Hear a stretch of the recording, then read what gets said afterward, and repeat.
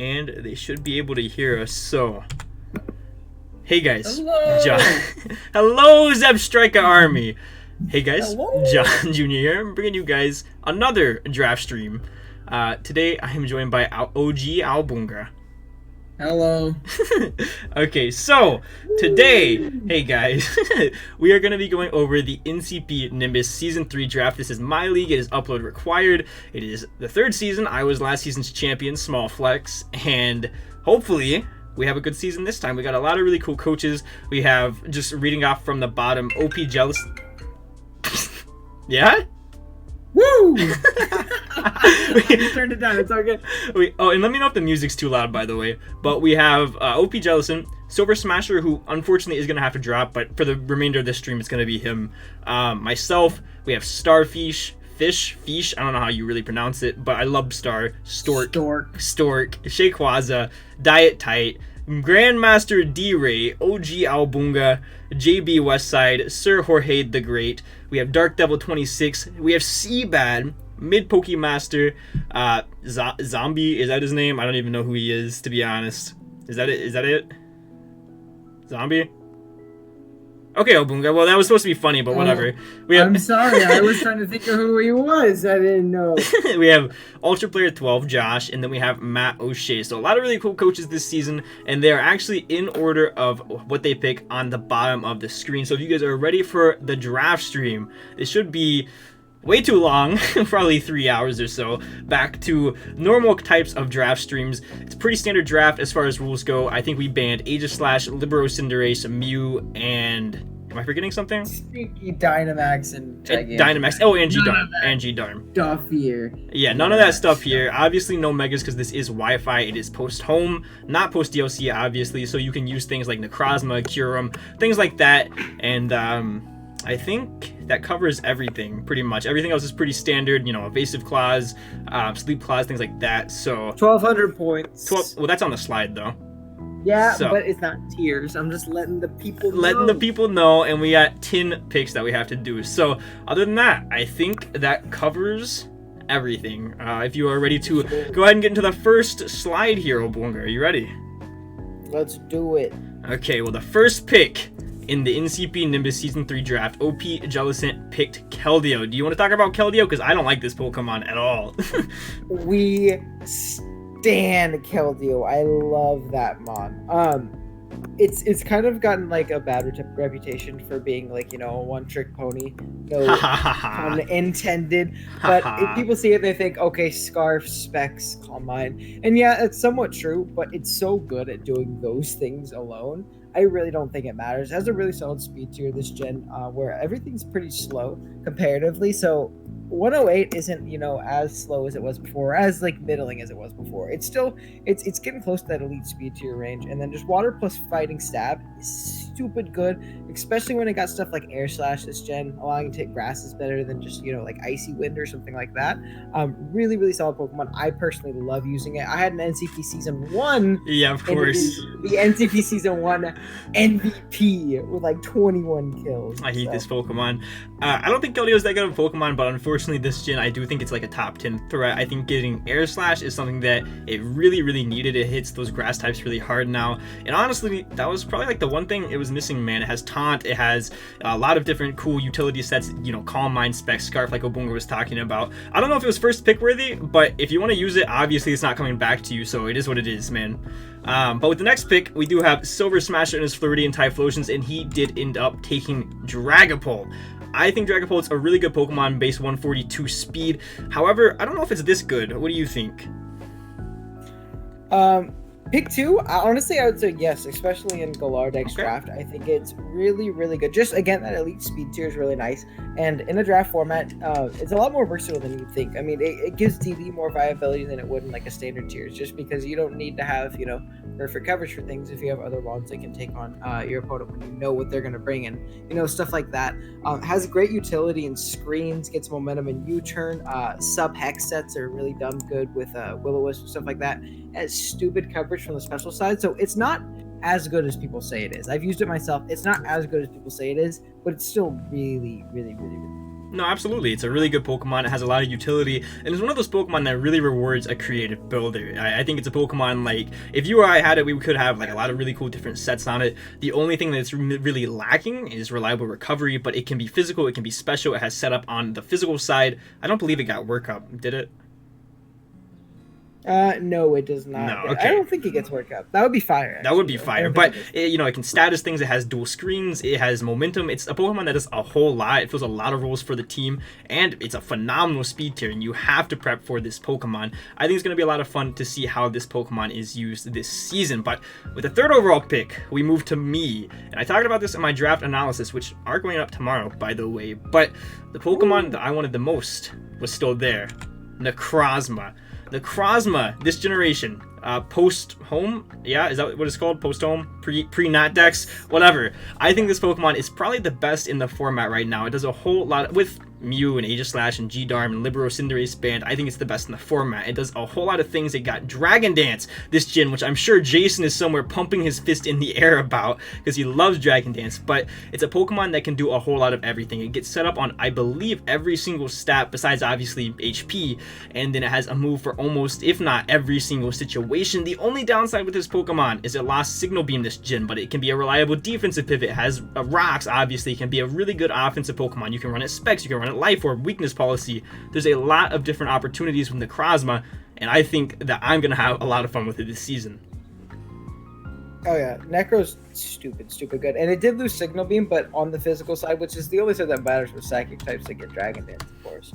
As per Jason, the French says, X's are still an option. Still gets Brick Break, like that. So there's ways to hit Darks, and not all Darks are going to be mono Dark type, which, this thing has dumb coverage for other typings, stuff like that. Like your Jirachis of the world aren't going to appreciate Earth Powers, Earthquakes, Heat Waves, stuff like that. So yeah, it's really, a Pokemon that just gets a move for everything. But next up, we have Star.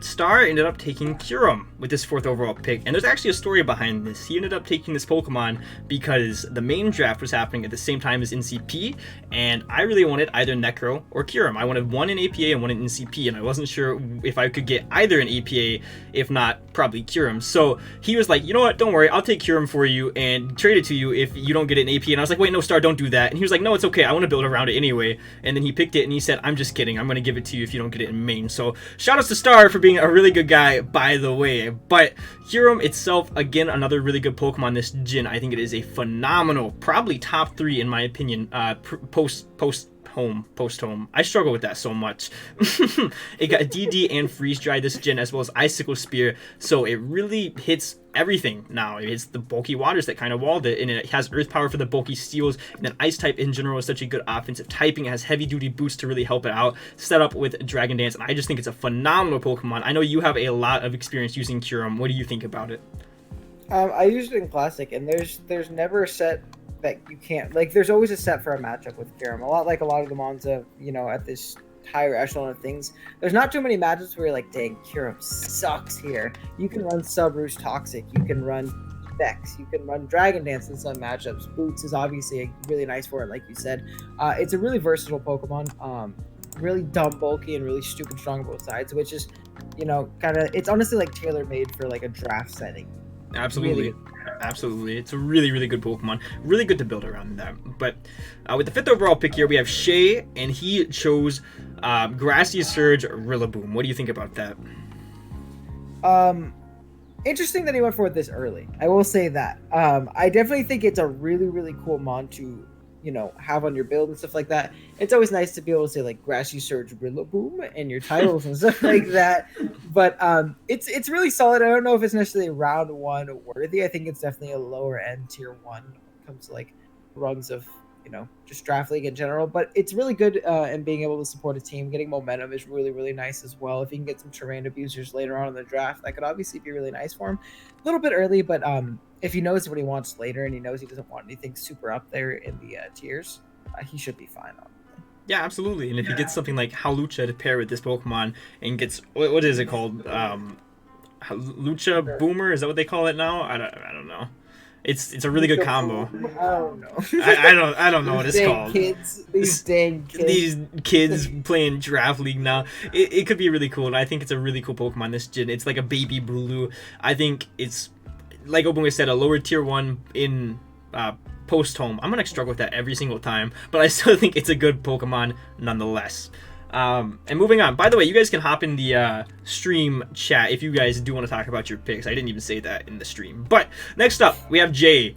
And actually, Ollie drafted this team for Jay, and I helped Ollie a lot, so I can talk about these picks a lot. But Jay, if you would like to hop in the stream, you can go ahead and hop in the stream waiting room. If not, that's fine, because I can just talk about it. You're giving him his opening. I'm giving him his opening, dude. I'm giving him his opening. But Zeraora is a really good Pokemon to build around this gen. It's another Pokemon that I think is top 5 this gen, would you say? Yeah, I'd say it's top 3. I think it's really good. I love Zera. I think it's amazing. Again, just the speed tier. It's literally the fastest thing bar Ninjask or some shit, or something like that. Oops. Which is really dumb. It's just so strong. It's a great mix. It has momentum. It's such a good Pokemon. Such a good Pokemon. Oh, Jay joined the waiting room. Okay. Oh, I'm scared. Jay, go ahead and tell us about Zeraora, big dog. It's my pick. Oh god, he's not even paying attention to the stream. Yep. What'd you get first, Jay? No. I thought Zeraora would be the best pick because I drafted this team by myself, and I said, "Hey, you know what'd be really good on this team? Zeraora." Thanks, Jay. That's all we needed. Are you having a good bitch? Oh god. Okay, he's going back to the stream discussion. I'm sick and tired of Jay. So next up, I was done. Next up, we have D-Ray and his Gorilla Tactics. It was a really cool logo, by the way. And he ended up picking a Pokemon that probably shouldn't have been here as much as I don't like the Pokemon. Melmetal. Go ahead and spaz on this one. Let him know. Oh, D-Ray's here? He is here, yeah, but he's muted. What's going on? D-Ray, you want to tell us about your pick? Yeah. Check. Mic 2, 1. Is he here? Yes, yeah, I'm here. I'm here. Woo! Are we muted or no? Let the people know about Big Melly. Don't call it Big Melly, please. Big Melly. Welcome to Mel's Diner, where we serve double iron bash. That's it. You can go ahead and talk about it, D-Ray. Oh, can you hear me? Yeah. Now we can. Yeah, now we can. Perfect. Are we on? Yeah. Yeah, oh, hey, what's up, guys? Well, hi, hello, how's it going? What's up, beautiful people? So, is my pick on? My pick is. Oh yeah, it is Melmetal. Look at that beautiful piece of machinery. Ah, so sexy. Owen, how do you feel about this one? I'm not happy because I wanted it. Melly almost got to me at 7th. Oh my gosh. This pick, the reason why I wanted to come on this pick meant a lot. I feel like it's mostly just to be like, ha, to Owen. Because I actually did want Zeraora. I came into this draft wanting Zeraora so bad. And when Ollie was with this team, we actually had Owen go into him and ask him, say, hey, what are you going to pick? And then he told him he's going to take Zeraora. And I told Owen, hey, if you take Zeraora, I have to take Melmetal. I am so sorry. So Zeraora goes, thus the trickle effect. And then I get this beast. Are you kidding me? This thing is so good. And it's so good this gen. I mean, you kidding me? Just come in, click double iron bash, and people mons just die. Mons do just die. It gets Thunder Wave, so if I can slow some other stuff down that just want to wall it, like other bulky water types, hit a Thunder Wave, and I can just flinch things to absolute death. I'm so excited to have this thing. It's just going to be phenomenal on this team. It's so easy to build around. Just flinch, and die. Absolutely, and just feed things double iron bash. There's unfortunately Mel's Diner. Yeah, people are gonna love taking these nuts this season. Oh no! Please tell me that's what you're naming it. I love that. That is the nickname for Melmetal. These nuts. I love that. Okay, thank you, D-Ray. Hi guys. Appreciate it. Okay. Oh yeah. I dragged him into the stream waiting room. There's already 2 people in there, so whatever, dude. Next up, we have. Oh, I'm sorry. I actually don't know who this coach is. Can you help me out? My name is Obungalunga, and I drafted Hydreigon. Hydreigon. Unfortunately, as D-Ray told you guys, I really want. So Zera was chilling there at pick 6, and I was like, dang, if Zera makes it to me, I'm copping that. Then it went. I'm like, it's good. I want Melmetal. that's coming to me. I'm snagging it. You know, those are both top 3 picks in my head, and they both went the picks before me. So with middle picks, I have the philosophy: just grab whatever's best on the board and go from there. And I really thought Hydreigon was the best thing left. This thing's so stupid good, especially this gen when it got stuff like Nasty Plot and Dragon Dance. Like, you know, being post home, we can finally use Roost again. So like sub Roost sets are still really, really phenomenal. Or just Roost 3 attacks. This thing's so strong. It gets coverage for everything under the moon. It gets Flash Cannon for the fairies. And then its dual stabs are so good versus everything else. But momentum with U-turn, gets access to taunt, defog. You know, it does everything. And I think it's a really good focal point to build the team around and kind of structured team that allows Hydreigon to prosper and do well. So. No, absolutely. You said it all. Hydreigon is one of my favorite Pokemon to build with personally, as you know. And Obunga and I actually collab on a lot of really, really cool Hydreigon sets, like the workup set last gen. You remember that? Mixed. What's good, Kohan? Run it back. What's good? Moving on to, what is this, the 9th pick, I think? Probably. Yeah, 9th pick, we have JB picking a really good pick in my opinion. He got Terrakion, the best Secret Sword Pokemon. What do you think about this? This mon's so scary. There's nothing that switches into this, especially this gen. I feel like it just banded our life orb every gen and kills something every single time it comes in. Like, I legitimately can't think off the top of my head something that's just like, yeah, I don't care about Terrakion at all. Like, there's just nothing that switches into this thing. You kill it with offense, or it kills you first. This thing's so stupid good. It gives them a rocker. Again, that 108 speed tier is, again, so much better this gen now that things are a lot more slowed down. You know, just compared to everything else. So that's really solid. Rock Polish, Sword Stance. Like I said, it gets Stealth Rock. It gets Taunt even, so that can be nice for it. Just stupid strong with its dual stabs plus, like, Earthquake. And you didn't even mention that it got Mega Over in this gen, Dark. It did? Oh, you're right. So your bulky Psychic that was going to take 2 Stone Edges if you're not boosting item just dies on switching. They just drop. Absolutely. We got Socks. This is such a good Pokemon. I love Terrakion. I think it's a phenomenal pick. I think it's probably top 10 this gen, post-home. I think it's a really, really good Pokemon. Access to Rock Polish, access to set up with Sword Stance, access to a move to hit a lot of Pokemon. There's not, like Obunga said, there's nothing that switches into this Pokemon. I think this is a great starting point for any team this gen. But next up, with the 10th overall pick, we have Sir Jorge the Great and his Sand Ant Eggies. I can't speak. Obunga, please talk about this pick. Gyarados. Gyarados is a really cool mon. This is kind of like the real. Yeah, this might have gone a little bit early, but nonetheless, it's still a really, really solid mon. I think it really appreciates the advent of boots, allowing it to set up a lot easier because this thing's natural bulk is so stupid good. It's still so naturally bulky. You don't have to run Moxie on your DD sets every week, guys. You can still run Intimidate and be a great bulky pivot into things, especially, again, with the boots option. It got Power Whip for grasses, which is really, really nice because it didn't really have a great way of hitting those prior. For waters. Did I say that? Oops. You said grasses. That's really, okay. Yeah, we do love to hit our grass types with Power Whip. Absolutely. No, this thing's still really solid, though. It gets access to the boots, which is going to be really big in facilitating setup. It's still a good bulky pivot. I've seen Rest Talk Gyarados check like things like Infernape in the past, which obviously we can't do that here, but no hidden power is also going to be really nice for it. Those checks that can't really hit it hard otherwise, you can set up on them a lot easier, especially with access to moves like Taunt and things like that. So Gyarados is a really cool mon. It just might be a little bit early for it. No, absolutely. I think it's really cool to build around this Pokemon. It's a lot easier to counter certain Pokemon with this without raw hidden powers coming off. And I didn't even think about the boots aspect, so that was a really good point, actually. And even then, like you said, Gyarados' defenses are so phenomenal, people forget that this can be a defensive Pokemon instead of just an offensive win con. So I think it'll be really cool to see how it's used this season. But next up, we have Brendan and his Vegas Golden Corviknights. Vegas Golden Corviknights, is that right? I think so. Yeah?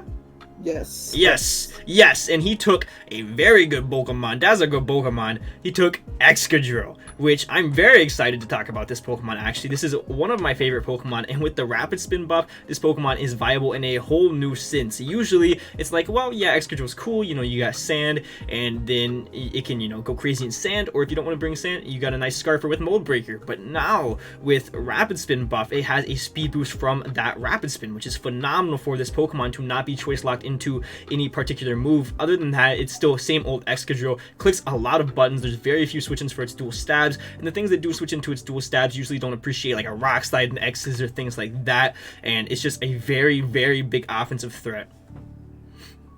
Yeah, it's, again, the rapid spin buff is so big for it. I think that's so nice that it can boost its speed naturally, especially with the mold breaker sets.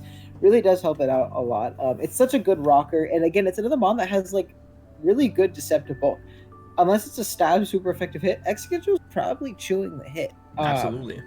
Against most things. You know, obviously there's going to be some pretty big exceptions, but Excadrill's really deceptively bulky. It has a really fat HP stat, so it's able to get off those SDs a little bit easier than you would think, especially with, you know, mons that can't really touch them. Like, say you're like, oh wow, my Excadrill check is this bulky grass that does 40% with energy ball. Cool, I'm going to get +2 and hit you with a +2 Iron Head or Nexus or something like that. So it's really, really hard checking Excadrill unless you have a Corviknight sitting on your squad or something. That's absolutely true, which we'll talk about in just a second. But actually, speaking of Corviknights, we've got Seabat and his Detroit Steel Wings up next, and they decided to take Jirachi. Now, I do want to preface this with, it's the same thing as Jay, where Seabat took over for a team and he made transactions post-draft, so a lot of these aren't the original picks. However, Jirachi was the original pick in this place. I don't like Jirachi a lot, but I do recognize how versatile this Pokemon is. It is a good Wish Passer, it has a lot of setup. I believe it got Cosmic Power this gen, is that correct? I'm pretty sure it got Cosmic. Yeah, so it's really cool, you know, that with stored power, still has Calm Mind, it can be physical or special with the base 100s. It's a good Pokemon for sure. How do you feel about it? I really like Jirachi. I really value, and I think, like, next to Mew, I think this is the poster child for said versatility. It's really good at doing just it's not great at one thing, but it's good at everything. Yeah. It can be that Calm Mind Sweeper. You can be like weird power-up punch sets or something like that. You can be AV. I love AV Rachi. I think that's a slept-on set. Bluff and Scarf with that, and being able to go crazy with that. It gets access to Wish, like you said, U-turn. Stupid good coverage. It's not gonna, you know, just auto 6-0 most teams, but it's gonna be a general annoyance. It's gonna support the team well, and it's gonna kind of set you on the road to victory. Yeah, absolutely. I do have one question about it before you move on, though. Josh wanted me to ask. Josh. Okay, I'll move on. The next pick is going to be Mid in his Alabama rollouts. I'm dragging him in here. So Jesse, you want to talk about why you took Toxtricity in round 1? Just to snipe you, honestly. Yeah, that sounds about right. For those of you that don't know, Toxtricity is my favorite Pokemon to use this gen alongside Hydreigon, and I really wanted Toxtricity round 2. Obviously, I couldn't take it 3rd overall, and Jesse knew this, so no, I couldn't. Stinky. I think you need to identify the win con. Absolutely. But you want to talk about Toxtricity a little bit, Jesse? Besides what you took it just to spite me. I mean, it's a pretty good Mon. Mediocre. Like, it's pretty Did you just laugh? I'm sorry. Hold on. Obunga, I'm sorry. You want to run that back? You want to run that back there? He said it's pretty mediocre. Yeah, that's pretty... Hurt my feelings, but continue. But I just gotta take it just so you couldn't get it. Yeah. You know it way too well. Yeah. Thanks, Jesse. Toxtricity is a really good Pokemon. Boom Burst has 3 stabs, and Boom Burst is base 182, and Silk Scarf. Oh my gosh, there's so many AV Specs Scarf. There's so many Toxtricity sets. The first thing you said was Silk Scarf. Yeah, dude, I always run Silk Scarf. I love Silk Scarf Tox, dude.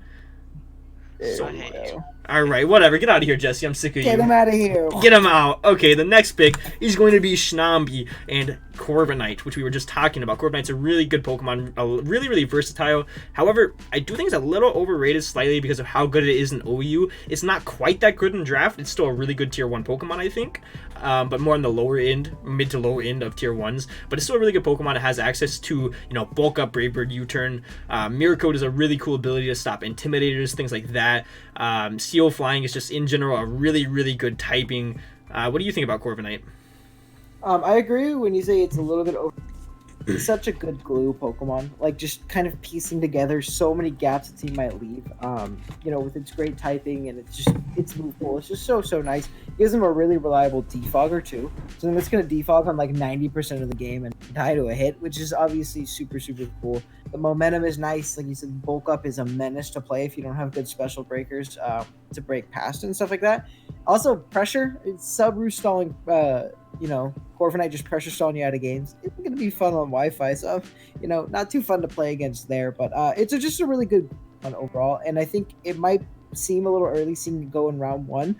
But you got to keep in mind too, Zombie's in the back 3 picks. So if he knows he wants this for a fact and he doesn't want to risk it going really early round 2, which you could definitely do, I definitely understand why you think so.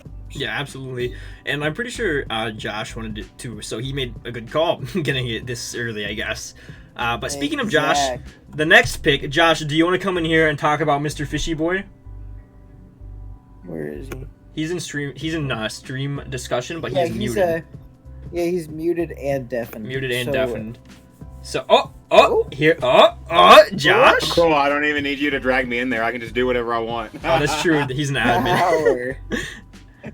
Okay, talk about Mr. Fishy. Ugly Mr. Fishy. Before that, yeah, you're 100% right. I was definitely taking Corviknight next. Yeah. 100%. But I love this mon. Like, I wanted to use Dracovish the second I saw it. Choice Band Bishop Friend is ungodly strong. It is so stupid. Nothing switches in. Not even your water absorb. Well, I have a Gastrodon, sir. I'll kill your Gastrodon from full through water absorb. Try me. Oh, okay. Is that how Super Fang works? Double the Super That is exactly how that works. I'm going to destroy everything with it. I love Dracovish, and I'm going to make it the kill leader. Also, JJ has to watch Peckerel Soccer to see if I win. So, you're not going to win, clown. Get out of here. Yeah, I'm sick of you. Yeah. Welcome to the Cloud League, everyone. Bye. What? I'm sick of him. I'm also dragging Mid and J in there with him, so they can all just soak in bitterness. But yeah, he said it about Dracovish. It gets one move, and that's all. It's called Mr. Fishy Boy, and that is it. Wait, what did Jay say? He joined call. He said, "Oh, what the?" Okay, so next pick to round out round 1, we have Matt O'Shea, who took Como, and I do think that he thought he got Klinger's Souls before when he picked it. But once I told him, he said he still wanted it anyways. So, what do you think about Como? Klinger's Souls ban? I still think it's a really worthy wheel. This one's really good. Despite not getting Klinger's Soul, it still has any setup move otherwise besides Calm Mind, Nasty Plot. It gets Autotomized to boost its speed, Dragon Dance, Bulk Up, Swords Dance, which is so stupid good. It has 3 great abilities in Overcoat, Bulletproof, and Soundproof. It gets rocks. It has really good coverage. It can hit fairies. Good mixed stats. It's really good defensive with body press and stuff like that. This is another really, really versatile mon where it's going to have some matchups where you're like, wow, Como wins. If I get up a DD, if I get up an Autotomize and my weakness policy pops or something like that, it just wins. And then there's going to be matchups where you're like, dang, I'm running Spadef Como and I'm never dying. It's really, really good though. I do like the Como pick. No, absolutely, and it feels so many different roles. That it's a rocker, it's a setup threat, it can just be a breaker, it can be a really good bulky pivot with the really good stats it has, and body press being a thing this generation makes it even better because it actually gets iron defense, and that's one of the things running commonly on the OU ladder right now. But even in draft league format, that's a really good combination. If you want it to be a check to whatever their physical wall may be, say you want it to be a check to an Excadrill, this is a phenomenal check to an Excadrill with body press now, and there's just a whole lot of things that Como can do and can fulfill. So that is gonna round out round 1. Should we go over all of the picks or should we just move on since they can see him on the bottom? Don't be blind. Look at the bottom. They can see him on the bottom, but I think bottom. What are you most excited to see? Necrozma. Besides yourself. This is so sad, dude. This is you know what? Toxicity. Oh my gosh. I want to see D-Ray take people to Mel's Diner. Yeah, of course you can't say "oh my gosh" to me saying Toxicity and then you saying Melmetal, dog. It's any different. But one of them is an actual top. All right. Anyway, moving on to the second round.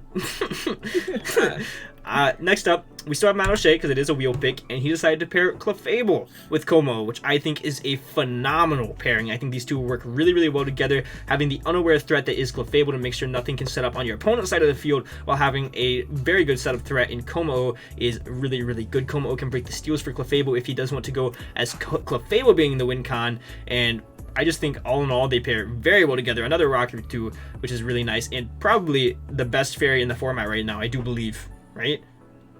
Oh yeah, 100%. Especially with. And another thing to keep in mind: what's the best Komodo check in the format? Clefable. Probably Clefable, because you can still go unaware for the sets, or you can go just Magic Art and chew a hit from super high up. pairing those two together, like you said, the synergy is great, and he's taken out one of the best checks to the Mon in the format, which is obviously really nice. And like you said, it's a rocker, so it takes a lot of pressure off of Komodo to run rocks, which I think is really important with Komodo, because you don't want to draft as like one of your only like 2 or 3 stealth rockers. You want to have other options for it. Like never needs to run that. And you always have other options, so you can use its great coverage and its great setup options and stuff like that. So that's really solid. For sure, it's a really, really good pair. Next up, we have Mr. Joshua again. I don't know if he wants to come in and talk about Ferrothorn. Do you want to come back, Josh? You want to drag yourself on over? Because, you know, is that what he did last time? Did you drag him over last time? No, he dragged himself. Yeah, he's back, dog. I'm back. What's up? Yeah. Go ahead, talk about it, Josh. Let's hear it. Would you pair with Mr. Fishy? Oh, it's Ferrothorn. I forgot. I've been sitting here like staring at my screen trying to remember what I paired with it. I grabbed Ferrothorn because it's broken and there's no hidden power anymore, and now nothing can touch it. So I'm just gonna show up and click Jarball and then set up spikes so that when you think that you can switch into Mr. Dracovish, you're wrong. Thank you, Josh. Very cool. I think it's a very good pair. I do enjoy this. Really. However, I am going to beat it with my team. Sorry. But anyway. Okay. I also love that everyone thought I was getting rain at this point. So let's have fun with this idea that I'm going to get rain. That is true. He's getting Politoes, guys. Okay. Actually, I'm actually going to get a real Pokemon, not Okay, Josh, I'm already sick of you being Get him out of here now. We don't disrespect Politoes like that. So next up, we are back to Shnambi. Shnambi, would you like to join call? Oh, I clicked the wrong button. Shnambi, would you like to join call? So, hi, Puppet Master. We're doing a draft stream right now, but I've missed you too. Snombi's not going to join call, probably. But Snombi, yeah, stinky idiot. We have Rotom Wash, and that is a phenomenal pair to Corviknight, if I do say so myself, which I do because I picked this for Snombi. But anyway, what do you think? I do say so myself because I said it. Because I said it. What do you think about Corviknight plus Rotom Wash? I think it's really good. They cover each other really well, which is super nice, and ground types are going to do nothing versus this team ever, unless their name is, well, like even Excadrill. Like if it's bulk up Corviknight, it beats it 1v1 with body press, like super easy. Or even if it's not bulk up and it gets in before it SDs a million times, you know, like nothing, no ground type is ever going to beat this team. Rotom Wash being able to switch into those fire types that really annoy Corviknight is really nice. Same with Corviknight being able to switch into those annoying grasses. The only mons that really want to take Rotom's dual stabs, you know, in the format, which is also really solid. I love Rotom. I think it getting Nasty Plot is super solid, and people are kind of sleeping on that fact. It has a stupid good dual step that hits pretty much everything in the game. Good momentum. It gives him another defogger. It gets him dual screen. So this one's phenomenal. Absolutely. I think this is a phenomenal pair. I think Zombie is one of the best. I think all 3 of the combos we've seen so far, all 3 of the duos are really good so far. But I like Zombies a lot, which I'm kind of biased because I love Rotom Wash, but whatever. Moving on, we see Jesse pair Toxtricity with Conkeldurr, which looks very familiar. I feel like I've seen that before. Let me go ahead and just drag Jesse in here to see what he has to say about Conkeldurr Tox. What do you think about that, Jesse? What pick is it again? Conkeldurr. round 2. Oh, Conkeldurr's broken. Thank you. That is my defogger. That is my defogger. It's the best defogger. Why did you pair it with Toxtricity? And your answer cannot be because I told you to. Because I looked at the BBR dog and you have Toxtricity Conkeldurr. That works, I guess. I mean, what else? I mean, what do you want me to say? Go back to Jason, dude. Yeah, dude. Toxtricity plus Conkeldurr, the reason it's so good is because the one thing Toxtricity really struggles with is going to be, well, obviously ground types, but also steel types. And Conkeldurr has a very fun time and laughs in steel type spaces. It also adds a reliable defogger and priority, which is very nice for Tox as well, just to get a little bit of chip with the priority or to keep hazards off of the field, whether it be web spikes or rocks. And I think this is a phenomenal pairing, which I say that because I had this in a league like Jesse said, but that's okay. That's okay. Do you have anything to add with Conkeldurr or no? Steelix who? I'm not scared of your Steelix now. No, you pretty much touched it all. Cog is strong. Cog That's gets it. priority and Button is button. It kills things before as it goes down. I drafted Kong for the first time in a Showdown League recently too, and it was my kill leader. I had Dragon Ball in the team. Like it dropped like 17 kills in the season for me because it's just so strong. And being able to pick things off with Mach Punch is great. So I do like Kung Fu. And being able to run DeFi every week is really nice. Let's get it going. You guys Next know up how it defogs? is spin. Don't say it. All right, so we have Seabad and his Detroit Steel Wings pairing Incineroar with Jirachi, which is an interesting pair for sure. A really good dark type. What do you think of Incineroar going round 2 though? Very early.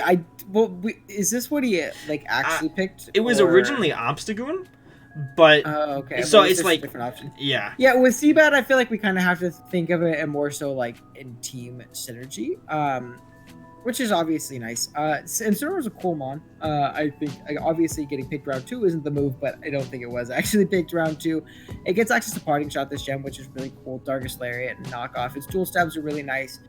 Taunt. It gets Intimidate, so it's a great bulky pivot. And I think the advent of boots being added to the game really helps this thing switch in and out more and really get off those Intimidate shuffling, and especially with the Parting Shot, getting that physical attacker that might be a big threat to your team, getting the Intimidate Parting Shot out, and that's -2, and nothing on your team really cares about it at all.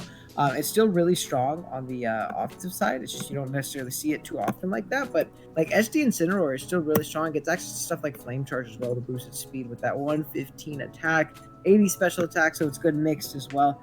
I like Incineroar a lot. I used it a lot in Gen 7. I think it only got it better this year. Yeah, absolutely, and I think it's a really good dark type to pair with Jirachi. I think you basically covered everything. A dark type that has really reliable pivot, which is exactly what Jirachi needs, so he has a really good U-turn core right now. But next up, we have a very surprising pick with Brendan and his Vegas Golden Corviknights taking Hippowdon plus Excadrill. What a world we live in. What do you think of that? I don't get it. I don't understand why anybody... I don't understand why he didn't take Politoes. I guess it does give him sand for Excadrill. What? Yeah, overrated. Come on. I guess it gives him sand for Excadrill. It is really that thing, obviously. Sand Rush Excadrill with an SD up. There's not much that really wants to take that on, obviously. And, giving it that speed control so that Scarfers can't revenge it and things like that is obviously super clean. And Hippowdon's just a good Pokemon by itself. It gives him a more sturdy ground type to where he doesn't have to rely on Excadrill to switch into the electric types, which is obviously super solid for him. It gets access to like Roar and Whirlwind to phase things out that might want to set up on it. Now that it's post-home, it gets Toxic back, Slack off for reliable recovery, and people sleep on this all the time, but I think Curse Hippo is a monster, and if you do not prepare for Curse Hippo, you're going to lose a very slow battle with Curse Hippo. Absolutely. But yeah, no, really fits with Excadrill, obviously. Oh, obviously, yeah. It's the premier Sandsetter besides Tyranitar, and it's really... There was no other option because Gigalith is not a real Pokemon. So, incorrect. Moving on, we have Sir Jorge the Great and his Santa Aunt Eggies taking Poltegeist round 2. And honestly, I'm not really sure what to think of this. I think it's really cool to have these two offensive Pokemon paired up together. Poltegeist is a really good special breaker, whereas Gyarados is a really good physical breaker. While they're not the first ideal pair that you think of, I think on the surface they're really cool, being physical special breakers. Shell Smash, obviously, and Poltegeist, the one thing it really struggles with is going to be Dark type, so it's going to be really interesting to see how Jorge patches that up with his future picks. What do you think? Yeah, I think we have to keep in mind these two don't necessarily like you don't be like, man, Gyarados, Poltegeist, stupid offensive core, but it's round 2. He could obviously patch things up later, things to take on those, fighting those dark types and stuff like that, which isn't too hard, honestly. There's a lot of fighting types in this format, so he could definitely do so. I'm of the personal impression that Poltegeist is a bit bad. I think people lean on Shell Smash too much, so I think it's a great support mon too, with like stuff like Strength Sap and Will-O-Wisp and Hex and stuff like that, and just like sub-hexing things down, because it has a stupid fat Spadef stat, which people definitely sleep on. Weak Armor is a cool ability too, just to make sure that you outspeed on those Scarfers, I guess, your stats and stuff like that. So I think Poltegeist is a good mon, but it's kind of more so we need to see how Jorge kind of patches up the rest of his team. Absolutely. Kind of starts to fill those gaps. But again, it's so early, we can't really like this team doesn't mesh. It's round 2. Absolutely. I absolutely agree. And I think Poltegeist is a phenomenal Pokemon, by the way. I don't really take kindly to you calling it stinky, but next up, we have JB, who is, I do believe, he was a second ago. I don't know if he still is. Yes, he is in the stream discussion. So JB, if you do want to be dragged over here, let us know. Or you can let Jason know. But he picks Cinderace with his Terrakion. You wanna give it a second to let him get in here if he wants to, or 5, What? 4, 3, 2, 1. He's in the stream discussion. I think he does, but I like Cinderace. We can kind of talk about Cinderace very slow. talk about it. Talk in a circle. Cinderace. This is not in Libero Cinderace, by the way. I feel like it's very important to say.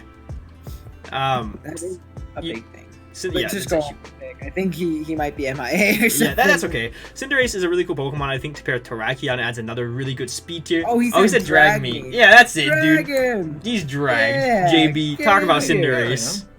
I wanted to click Pyro Ball. So Well, that's a I- good reason to pick Thumbnail Cinderace. Daisy. Absolutely, dude. Thumbnails. is, Thumbnails, like, dude, The most that- important thing about Draft League. Absolutely, and that's a beautiful thumbnail. Exactly. Yeah. So that's why I Dude. drafted Cinderace. Thank you, you JB. for the Earthquake, insight. and I think I lose. Awesome. Thank you, Yeah. JB. It's round 2. You got it, Doug. Thanks, Doug. All right. Okay, So, so next up. Really, yeah- what Cinderace does? Oh no. Oh, okay, fine. Talk about Cinderace I then, was- dog. I like Cinderace. I drafted it in GDL, and I thought. It Yeah, was you also drafted it in NCP. Pokemon. How'd that go?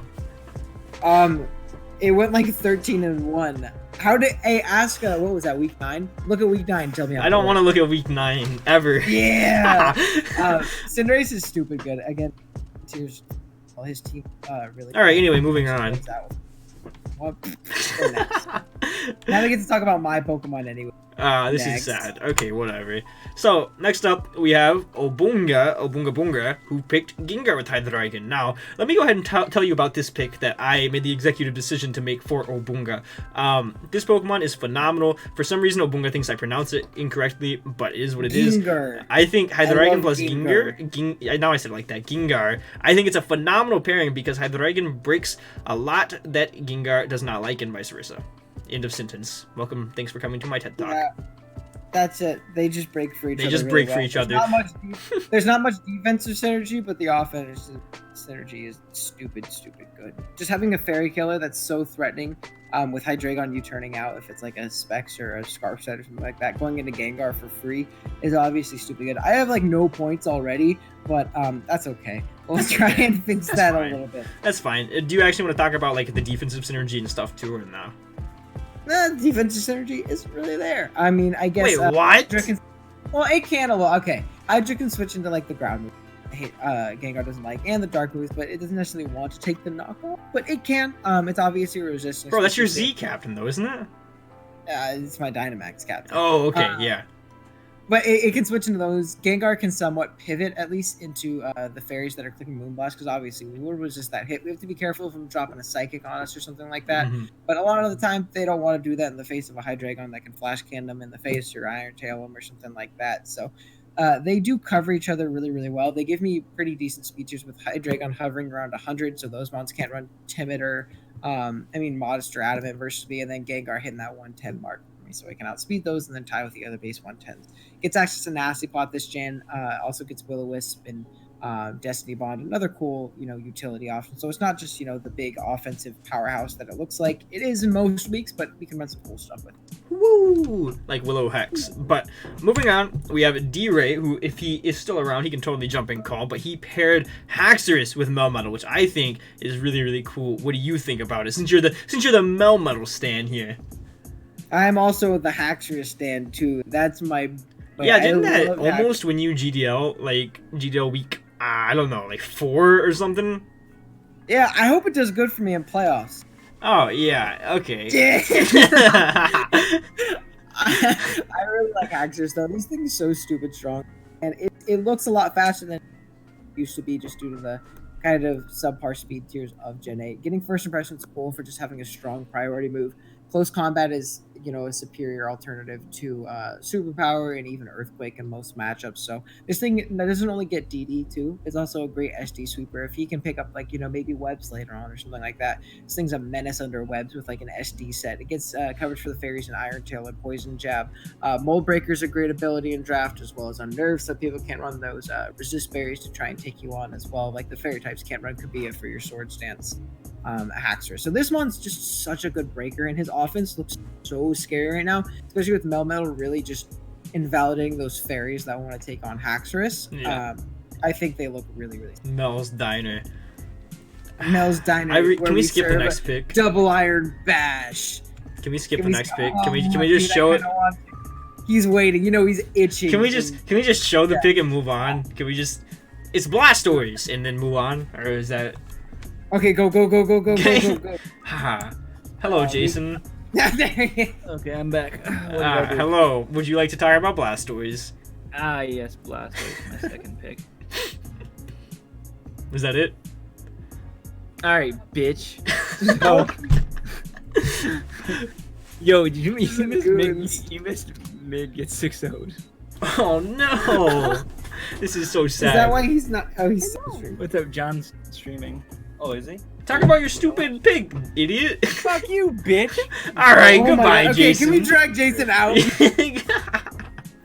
I didn't want to be I'm monetized so sick of anyway. this guy. So, Blastoise, the reason it's paired with Zera is Volt Absorb plus Smasher. Very good. End of story. Let's move on. Actually, I don't want to be on Jason's pick anymore, so he can't come back in here. We have the Dallas Starmies, Keep we have going. Shay, and we have Silvally. What do you think of Silvally going this early? Even with the multi-attack boost, multi-attack is now base 120 power, for those of you that do not know. Do you think this is a little too early for Silvally, or do you think it's just right? He is going for the value. I think Silvally really, really good. A lot of people, even last year, saw it as one of the better tier 3s and sucks. The multi-attack buff is really good because it's a lot more viable, especially with SD stuff like that. And I just think being able to have a Pokemon any type on your team to really your holes and gaps, that's so nice. I don't think it's too early, especially if he has an idea of the really top tier threats that he wants to grab later on. I think it's great. What the? A boomer? Yeah, did you not hear me at all? No, you just cut out towards the end. Well, that was Silvally, guys. So, moving on, we have Stork taking a very good bird. We have him pairing Mandibuzz with Kyurem, which is a very good Pokemon. He got it because it's a reliable defogger. Obviously, boots are still an option. He's a little bit weak to rocks right now, but that's okay because Mandibuzz can defog it away. Mandibuzz is really good as well for being able to U-turn pivot into Kyurem to just claim KOs.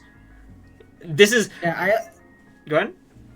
I was gonna say I really like just for the fact that in a lot of matches it's gonna be that slow pivot that pivots in, takes a hit, and then gets a slow U-turn out, and just a breaker like Kyurem or something like that. That's like super invaluable. Absolutely, Dark. And it's a really good Pokemon, as our good friend Ollie would tell you. Oh, you want to tell us about this pick, Doug? Ollie, do you want to hop on the call right now and tell us about this pick? Actually, Ollie, I know you're not in the draft anymore, but you are more than welcome to come tell us about Mandibuzz and how much you love this Pokemon. But moving on, next up we have myself and pairing something with Necrozma. Is this just Galar Dex? It's Wi-Fi, so yes, it is Galar Dex, and it is upload required this season, which is really cool. But next up, it is my pick, back to me, and pairing with Necrozma, we have Weavile. Weavile is a very good pairing for Necrozma. Obviously, it got knockoff back, and I'm very excited to use this Pokemon specifically because boots are a thing now, and while it may not be the most versatile, it's kind of the opposite of Necrozma in that sense, in the fact that it runs usually Life Orb, Choice Band, Expert Belt, or now Boots. I think it's a very good Pokemon to break a lot of things that Necrozma struggle with. The only thing is right now we really don't have a good time breaking bulky waters, which is something that we patch up late. Moving on, we have Silver and his Floridian Typhlosion, and he is going to be taking Sylveon with Dragapult. Go ahead. I don't really like Sylveon that much, so. Oh, I love Sylveon. I think Sylveon is probably the second best. I'm sorry, would you like to say that one more time? You cut out. Oh, I said I love Sylveon. I think it's the second best fairy. You think it's the second best fairy in the format? Well, yeah, that's probably true. That's probably true, actually. Yeah. Yeah, there's not a lot of good fairies, and I think grabbing one is smart, especially on Silver Gem when he has a whole Dragapult chilling there. Getting one of the best dragons and one of the best fairies is obviously a great start because we know how the Dragon Fairy Steel Core and how well they cover each other and stuff like that. Sylveon gives him a good Wish Passer. It gives him a Cleric now that it's post home. He can always run Heal Bell. Access to Mystical Fire really saved this Pokemon. It's gonna take a huge hit if it did not have a way to hit steals, but it does still. It can be offensive for like Specs, or you can run Calm Mind. It's a great Wish Passer, like I said though.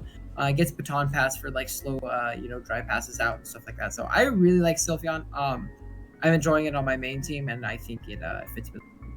Okay, well, I guess it is good pairing for Dragapult. But next up, with the Weavile pick, we do have Sohan, OP Jellicent, taking Dracozolt with Keldeo, and this is actually a really interesting story. He took Dracozolt first overall initially before he realized that it was post-home, and and everybody saw it, and it got to like 5th pick before he realized it was post-home, and he said, oops, can I change my pick? So then he changed it to Keldeo, and Dracozolt came back to him. Thicky Cheese came back to him. Thicky Cheese is a very good Pokemon, and we do have 2 Thicky Cheese stands in this call right now who, not gonna lie, I think we both think that this Pokemon's a little bit better than Mr. Fish. Wouldn't you say, Obunga? I think it's better overall. I think that's 100% because it doesn't just need to be strong. Dracovish hits like a wet noodle. It's not clear Fish's rent. I think it's dumb overrated. With Dracozolt, you obviously saw that same power in Bulky, but Hustle, Dragon Claws, and Earthquakes and stuff like that aren't going to tickle either. Like that's still going to hurt off that Hustle boost. You do have to risk missing, but he can also use Sand Rush, being that this is. Do we have unreleased abilities? Yeah, because we have stuff like that. So he can use Sand Rush if he decides to pick up Sand later or something like that. So I think this one's really, really good. Him picking it first overall, I don't know exactly through Mr. Sohan's head, but it's a really good Pokemon nonetheless. Yeah, absolutely. And to pair with that on the wheel, he ended up... Oh, that's Keldeo. Hold on. He ended up taking Celebi round 3. And Celebi is a stupid onion fairy. Wait, I think I'm echoing. Hello? No, I'm not. No, I hear you. Wait, maybe I am. Yeah, I am. Echo? I don't hear Echo. Echo. Yeah, I am right there. Uh-oh. Uh-oh. Uh-oh. Technical difficulties. Hey, it's okay. I'll still talk about Celebi. Celebi is a stupid onion fairy, and I really hate this Pokemon. I think it's awful, and that's the end of the sentence. Celebi offers a lot of versatility, though. It adds a lot of dying to U-turn, as well as Stealth Rocks, and a lot of really cool moves. It got Aura Sphere this gen, which is really cool. It still has access to things like Earth Power, Leaf Storm, Giga Drain. Does it get Leech Seed?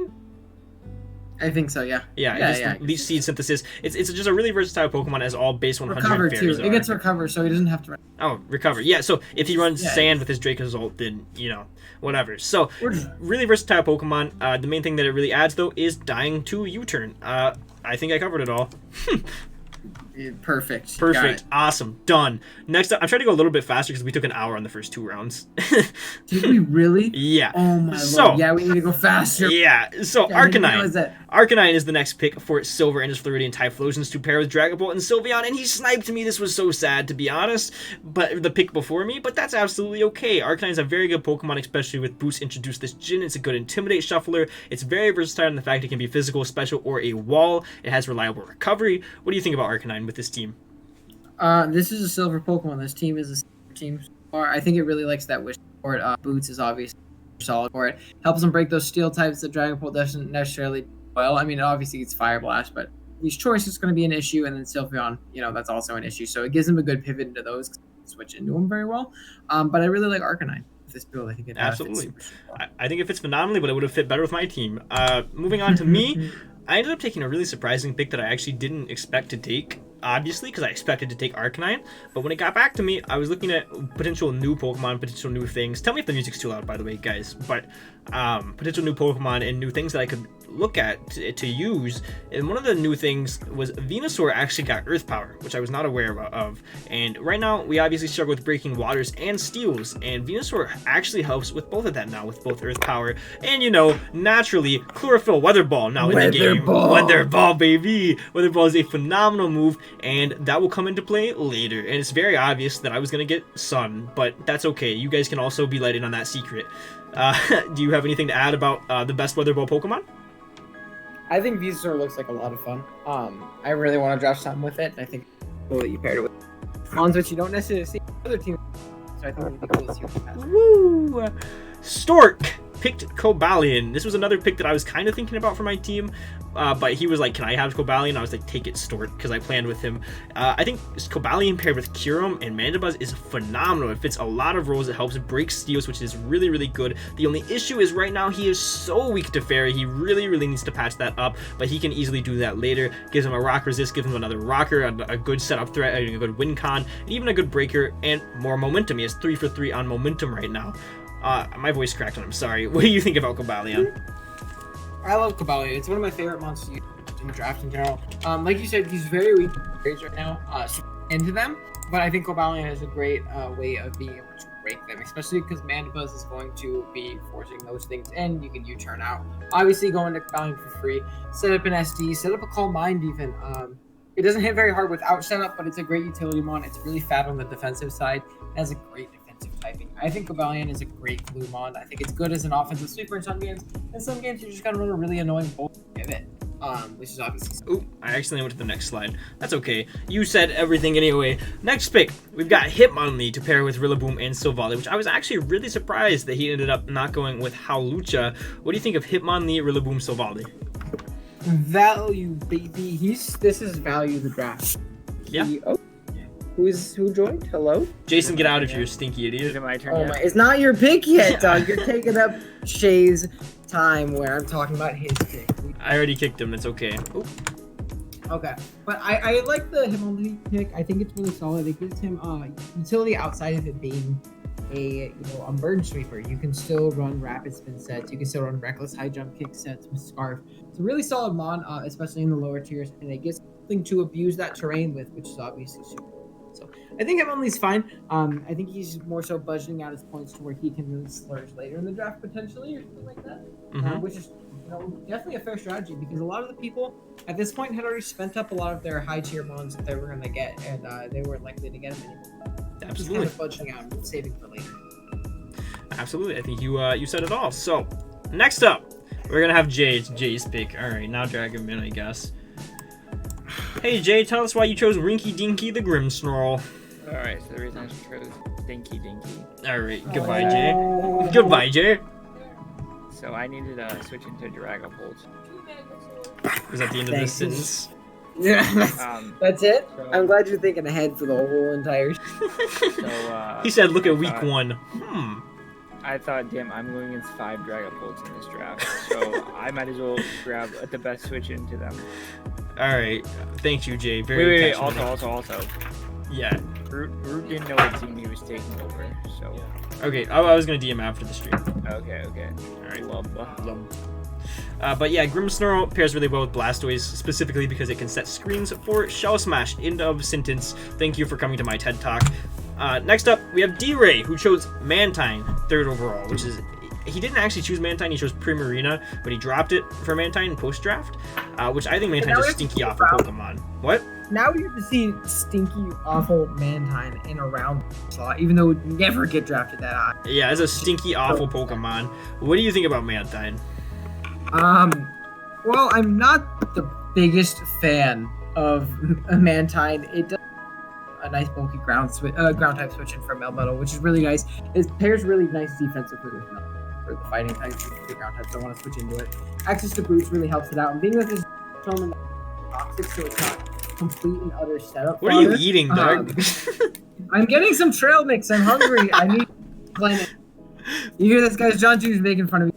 Dude, he does have diabetes. You know what, Mantine? Damn, no. We've talked about Mantine enough. I'm sick of Mantine. Boom, get it out of here. Talk about your round 3 Slurpuff, Dog. What the heck? You were the one who said it's not. I'm so mad. I grabbed Slurpuff because there were like no fit. Because he asked me and I said, yes, Slurpuff is good. Round 3, go for it. Yeah, I drafted round 3 Slurpuff, which is really, really, really early. I understand that, but it gives me good web support for Hydra Gengar, which I think is really, really nice for them. It does get access to that Belly Drum Unburdened set now that it is home, which is also a really good sweeper and stuff like that. Really, really early Slurpuff, but as you can see, I spent up a lot of my points. I couldn't grab any of the really higher tier fairies that were still there, and I didn't want this thing sniped from me because I didn't really have any backups. So I figured the web support was really nice. It can, and people think just webs and belly drum. This thing still gets access to Calm Mind. It has great special coverage, Cotton Guard. It's a good Wish Passer as well in some matchups. So I'm excited to use Slurpuff. I actually haven't used it before. And it gets Tickle, probably. Good Pokemon. Thanks. I think it pairs very well with your Pokemon.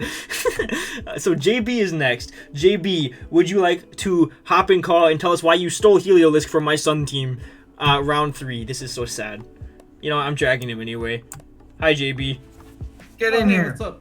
Will you tell us why you stole Heliolisk from me? I wanted to lose the Earthquake more. Oh, okay. You know, I was told, like, you said we're good, right? Yeah, absolutely. I think go mono lose to Earthquake is a pretty good strategy in draft. Honestly, it's kind of been my thing. Like, as long as I play draft, like, I just always draft teams that lose to Earthquake. So I thought, why not bring it to Gen 8? Honestly, I'm looking forward to see what other 7 Pokemon you draft that are weak to Earthquake. At least 2 more coming. All right. Spoilers. Yeah, spoilers, Doug. Thank you, Doug. Ah. But Heliolisk, very good. I think it gives him momentum. You know, obviously, it's just a really good Pokemon. I'm very sad that I didn't get to get it with my Sun team, but that's okay. But next up, we have Sir Jorge and his Santa Aggies picking a very stinky Pokemon. He is also. I think he's in the call. Yeah, he's in the call now. Would you like to drag him, or do you want me to? You drag him, because I'm eating trout. Okay. Oh, he dragged himself. How are you doing, Doug? Hey, I don't know when to join. I'm just here to talk about Phalanx for the next 30 minutes. An awful Pokemon. Go ahead. No, you talk about bro. Phalanx. Don't you dare disrespect my boy Phalanx. All right, go ahead. Go on a rant here. I'm ready. Okay, so I had Phalanx for the APM Juniors division. I couldn't run no retreat, so I made that boy work. He was my kill leader for the season. Without no retreat? Without no retreat. I will say that's a bad Pokemon. No retreat. Yeah, so I drafted him after finding out no retreat was not allowed, and yet I still was able to use him on with no sticky webs. Was a rain team, so you know you better be prepared for the boy Phalanx. Dude, I was so happy when Chase was like, "Hey, you can have Phalanx." I was like, "Yes, I can have the boys." With no retreat. I think it pairs really well with Poltegeist too, able to break the dark types that you kind of currently struggle with. I think it's a pretty good pairing, but it is still a stinky Pokemon. Sorry, Doug. Nope. Me do stand Phalanx. I'm with you. Right? Nah, you guys are Thank crazy. you. Hold on. No, you're the crazy one. This is why you're commissioner. This is All right, so thanks for sad. having me. Thank you. Me. This is so sad. Okay. Next up, we have Brendan. I was like, I had to do a double check because I was like, wait, are we going in the other order? I was like, are we back to JB already?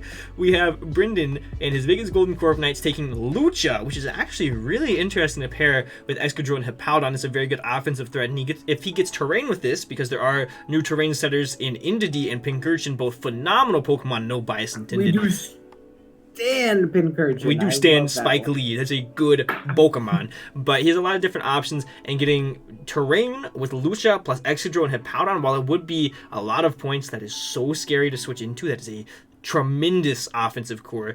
And obviously, you know, how Lucha breaks everything. End of story. Besides, you know, electric types, which Excadrill and Hippowdon really help with. Offensively, electric types really pressure Lucha, and those two really help him. It's just really scary offensively. I don't know what else to say about it, Doug. Lucha, when you look at it on the outside, you think Coco Lucha, Bulu Lucha from last gen. Well, you can't think of that here, Doug. There's I'm saying, like, I'm saying you think of it as a terrain sweep. It still has good versatility. It has access to U-turn, has access to Defog and Taunt and things like that. Bolt Breaker is an ability, so say Clef is your switch in. He could, you know, not bring his terrain abuser, SD up, and throw off a +2 Brave Bird, and just knock it out from like 70%. That's obviously definitely an option with Breaker and stuff like that. So it gets access to Roost. I love Lucha. It's one of my all-time kill leaders. I think you have to get a little bit. Yeah, go ahead and flex a little bit. Go ahead and tell them how many kills actually. Go ahead, Doug. Go ahead. I know you want to. I got 2 more today, so I think it's around. It's like 40 and 4 or something like that. Yeah. 4 times. Thanks, Obunga. Thank you. Thank you for talking about Sorry, Lucha. I just ripped my shirt. Okay, next up, we have Seabat and his Detroit Steel Wings, and he took a very, very good Pokemon with this pick to pair with Jirachi and Incineroar. He actually took probably the best bulky water in the entire draft, according to Obunga. He got Toxapex. Go ahead and light him up about Toxapex, Obunga. Toxapex is awful in draft. All right, well, that's So the end of bad, this guys. slide. I think I like Toxapex a lot. Right now, he loses to Earthquake, like JB, which is, you know, that's fine. You can always patch that up. But I think Toxapex is a phenomenal Pokemon. But on Wi-Fi timer, it's going to be really hard to play against yourself more than anything with Toxapex. Like, you have to click your buttons very fast, and it's very good at what it does, you know, being a spec sweeper, obviously, but you know what Toxapex does, guys. It's Toxapex. Next up, we have Jesse and his Alabama rollouts, and he took Obstagoon. And is he still on call? He is. I don't know. I'm dragging him. Drag him over. Hi, Jesse. Talk about Goon. Bro, Obstagoon broken. Thank you. Thanks. That's it for the Get up slide. there. All right, moving on. Should we actually talk? Nah, you know what? We'll leave it at that. It's Obstagoon. Next up. Facade and knockoff. That's it. Facade, double edge through Scarf, double edge, parting shot, good momentum. But next Close up, combat. close combat. Yeah, it's a good Pokemon. Seed Bomb 2. We said we'll leave it at that, and then we said everything else. We have Shinambi, who took Mamoswine with Rotom Wash plus Core of Night. That is horrifying. Mamoswine breaks everything for these Pokemon. That's it. Yeah. Mamoswine is great if you can preserve it correctly. It's phenomenal. I love Mamo. It's stupid strong. Its dual stab is great. Obviously, I showed priority. It gives them a rocker, which you didn't have up to this point, which is really, really good. And it's not just, the choice banded life orb mon that you think. It can definitely run sets like AV, things like that. I've seen Curse Mamo put in. So, Mamo's just really, really good mon, deceptively bulky, and stupid strong with its dual stab. It's going to do Mamo things and kill everything. For sure. And the only thing he needs to worry about now is speed tiers, and it seems actually looking really, really solid, I think. But next up we have Josh. Is Josh around? At Josh. Let me add him in stream. At Joshua. Darn, it didn't work. He must not be here. Oh no, he's here. Oh no. He's muted. He's just here. He's muted and deafened. He's just here, guys. Oh no, he's here. You muted Okay. me. We did not mute you, though. You muted yourself. Nice. Be real nice if Zombie would stop sniping me every round. Well, tell us why you paired Rotom Heat with Ferrothorn and Mr. Fishy Boy. Because I needed a fire. I forgot why I drafted this. I thought my next mon was my fairy type, so I don't know what to talk about. It's here. Okay, well, Rotom Heat's pretty good. It defogs and it pairs really, really well, right? You Yeah, get fire resist, it's get a ground good team. resist. Weird to put on your rain team, though, not And gonna lie. it's defogging because I like to not be hazard stacked, because hazard stacked, loses you games. That's true, unless Okay, you're no, unless very you're well. using it. Unless you're using it. It's like at this point, everyone stopped thinking, like, maybe he's not getting rain. It's like, no, I'm just trying to get some good Pokemon. No, he's still I getting have no rain. idea. It's Yeah, rain, okay. dude. It's rain. It's rain. Polytoe's next. Polytoe's is next. Oh, okay. I think I know what's next. I don't know. I don't remember what I drafted, so we're waiting Be on here. standby. You already Be played on- week 1, though. I already played week 1. I still don't know what I drafted. I'm just All waiting, right, guys. we'll see you in like 5 minutes then. Next up, we have Matt O'Shea. Oh, the music stopped. Let me replay that for you guys. Next up, we have Matt O'Shea, and he took Crawdon to pair with Clefable and Como. Talk about Crawdon. I don't think anyone's really. Oh, good I at accidentally. anything. Oops. I clicked on the John, wrong John, button. John, No. Jason I comes in. clicked on the wrong button. I joined. I joined the stream chat. Oh, Bunga? God. I I was saying, Crawdon just clicked stabs and it gets a kill. This thing Bandit is so hard to switch into. Your grass type is still taking, half from a crab hammer. Yeah. And speed is to be desired. Like, it's not the greatest, but Aqua Jet can obviously patch that up. It gets access to Sword Stance and Dragon Dance as well. I think Sword Dance is better in most matchups just because this thing is so slow that it doesn't outspeed a lot at +1. But you're playing a really slow team. DD can pop off for sure too. And then SD Aqua Jet, knockoff, Crab Hammer, liquidation, things like that. This thing's so strong. And I love to see it drafted. You don't see it drafted too often. Yeah, Unless it's my boy Steven. So I think I'm really excited to see how this. it's a really good Pokemon. Does what it does really well. It only does really a couple of things, but that's okay. It's like Weavile in that sense, except worse. Button is a button. To pair it with that, going into round 4, Matt O'Shea took Vikavolt, which might be a little bit early, but I don't know. This Pokemon's really good this gen. It got Sticky Web, which is very, very valuable. It's an electric type that can also hit ground types as well as being immune to ground types. So it's in Gen 8 specifically, it is a very valuable Pokemon with hidden power being removed. How do you like Vikavolt on this squad? I think it's really good, and I think another thing that mine too is it getting roots back. It's so nice for this thing's longevity. It's really hard to kill. And it is so strong, even uninvested with Bug Blast plus Thunderbolt and Energy Ball. That hits a lot. And getting Sticky Web is really nice for his team, especially for that Crawdon. Outspeeding the stuff like those base 90s and stuff like that would outspeed you. Otherwise, be able to, you would just not have to click Aqua Jet and weaken things in the range of that.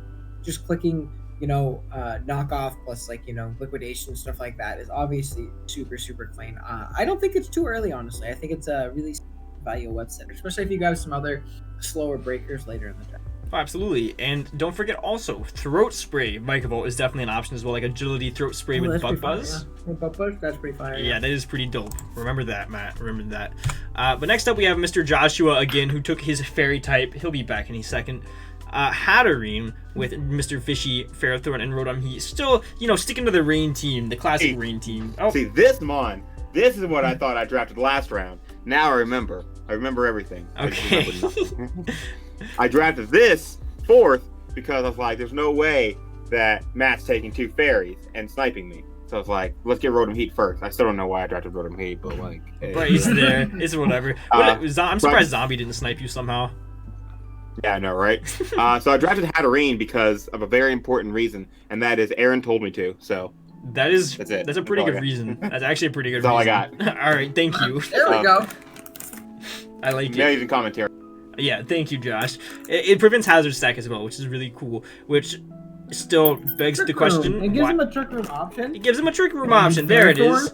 Banded Ferrothorn for his room service Dracovish in the rain. Let's get it going. Next up, once he drafts Politoes, he drafted Zombie. We have Zombie, and he paired Whimsicott with Mamoswine, Rotom Wash, and Corviknight. And the reason he did this was because there were like 3 fairy types left, and Whimsicott was the best one. I was helping him plan, and there was nothing. There was like nothing left. That's the only reason he really got Whimsicott. It helps his speed tier as well, gives him another defogger, which he didn't really need, but it gives him more momentum to help get into Mamoswine and break things.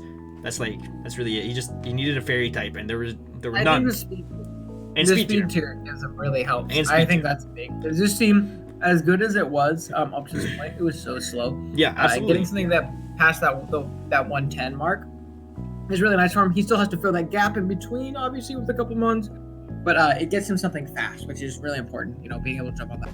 So I think Whimsicott's really for sure, and he has Tailwind with Mamoswine, which is really cool. Woo! Woo! Next up, Jesse Araquanid. Let's get his good commentary in here. Jesse Araquanid. Oh, sorry, you had me in the middle of another conversation. Well, now you're in our conversation. Welcome. Okay, so Araquanid's broken because it gives woes for Toxtricity on Kildare and Obstagoon if they try to define Obstagoon.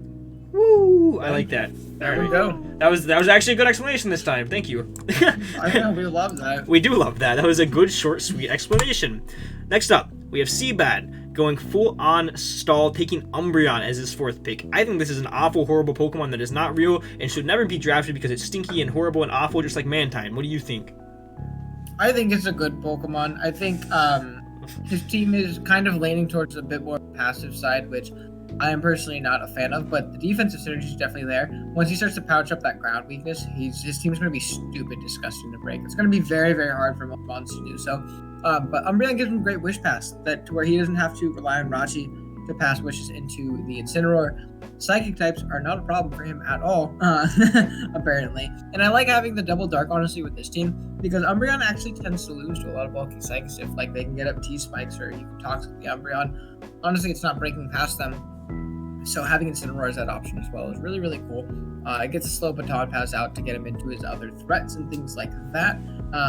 Not the worst Pokemon in the world, and it's just a nice bulky build for his team. Kind of the worst Pokemon. Kind of the worst Pokemon in the world.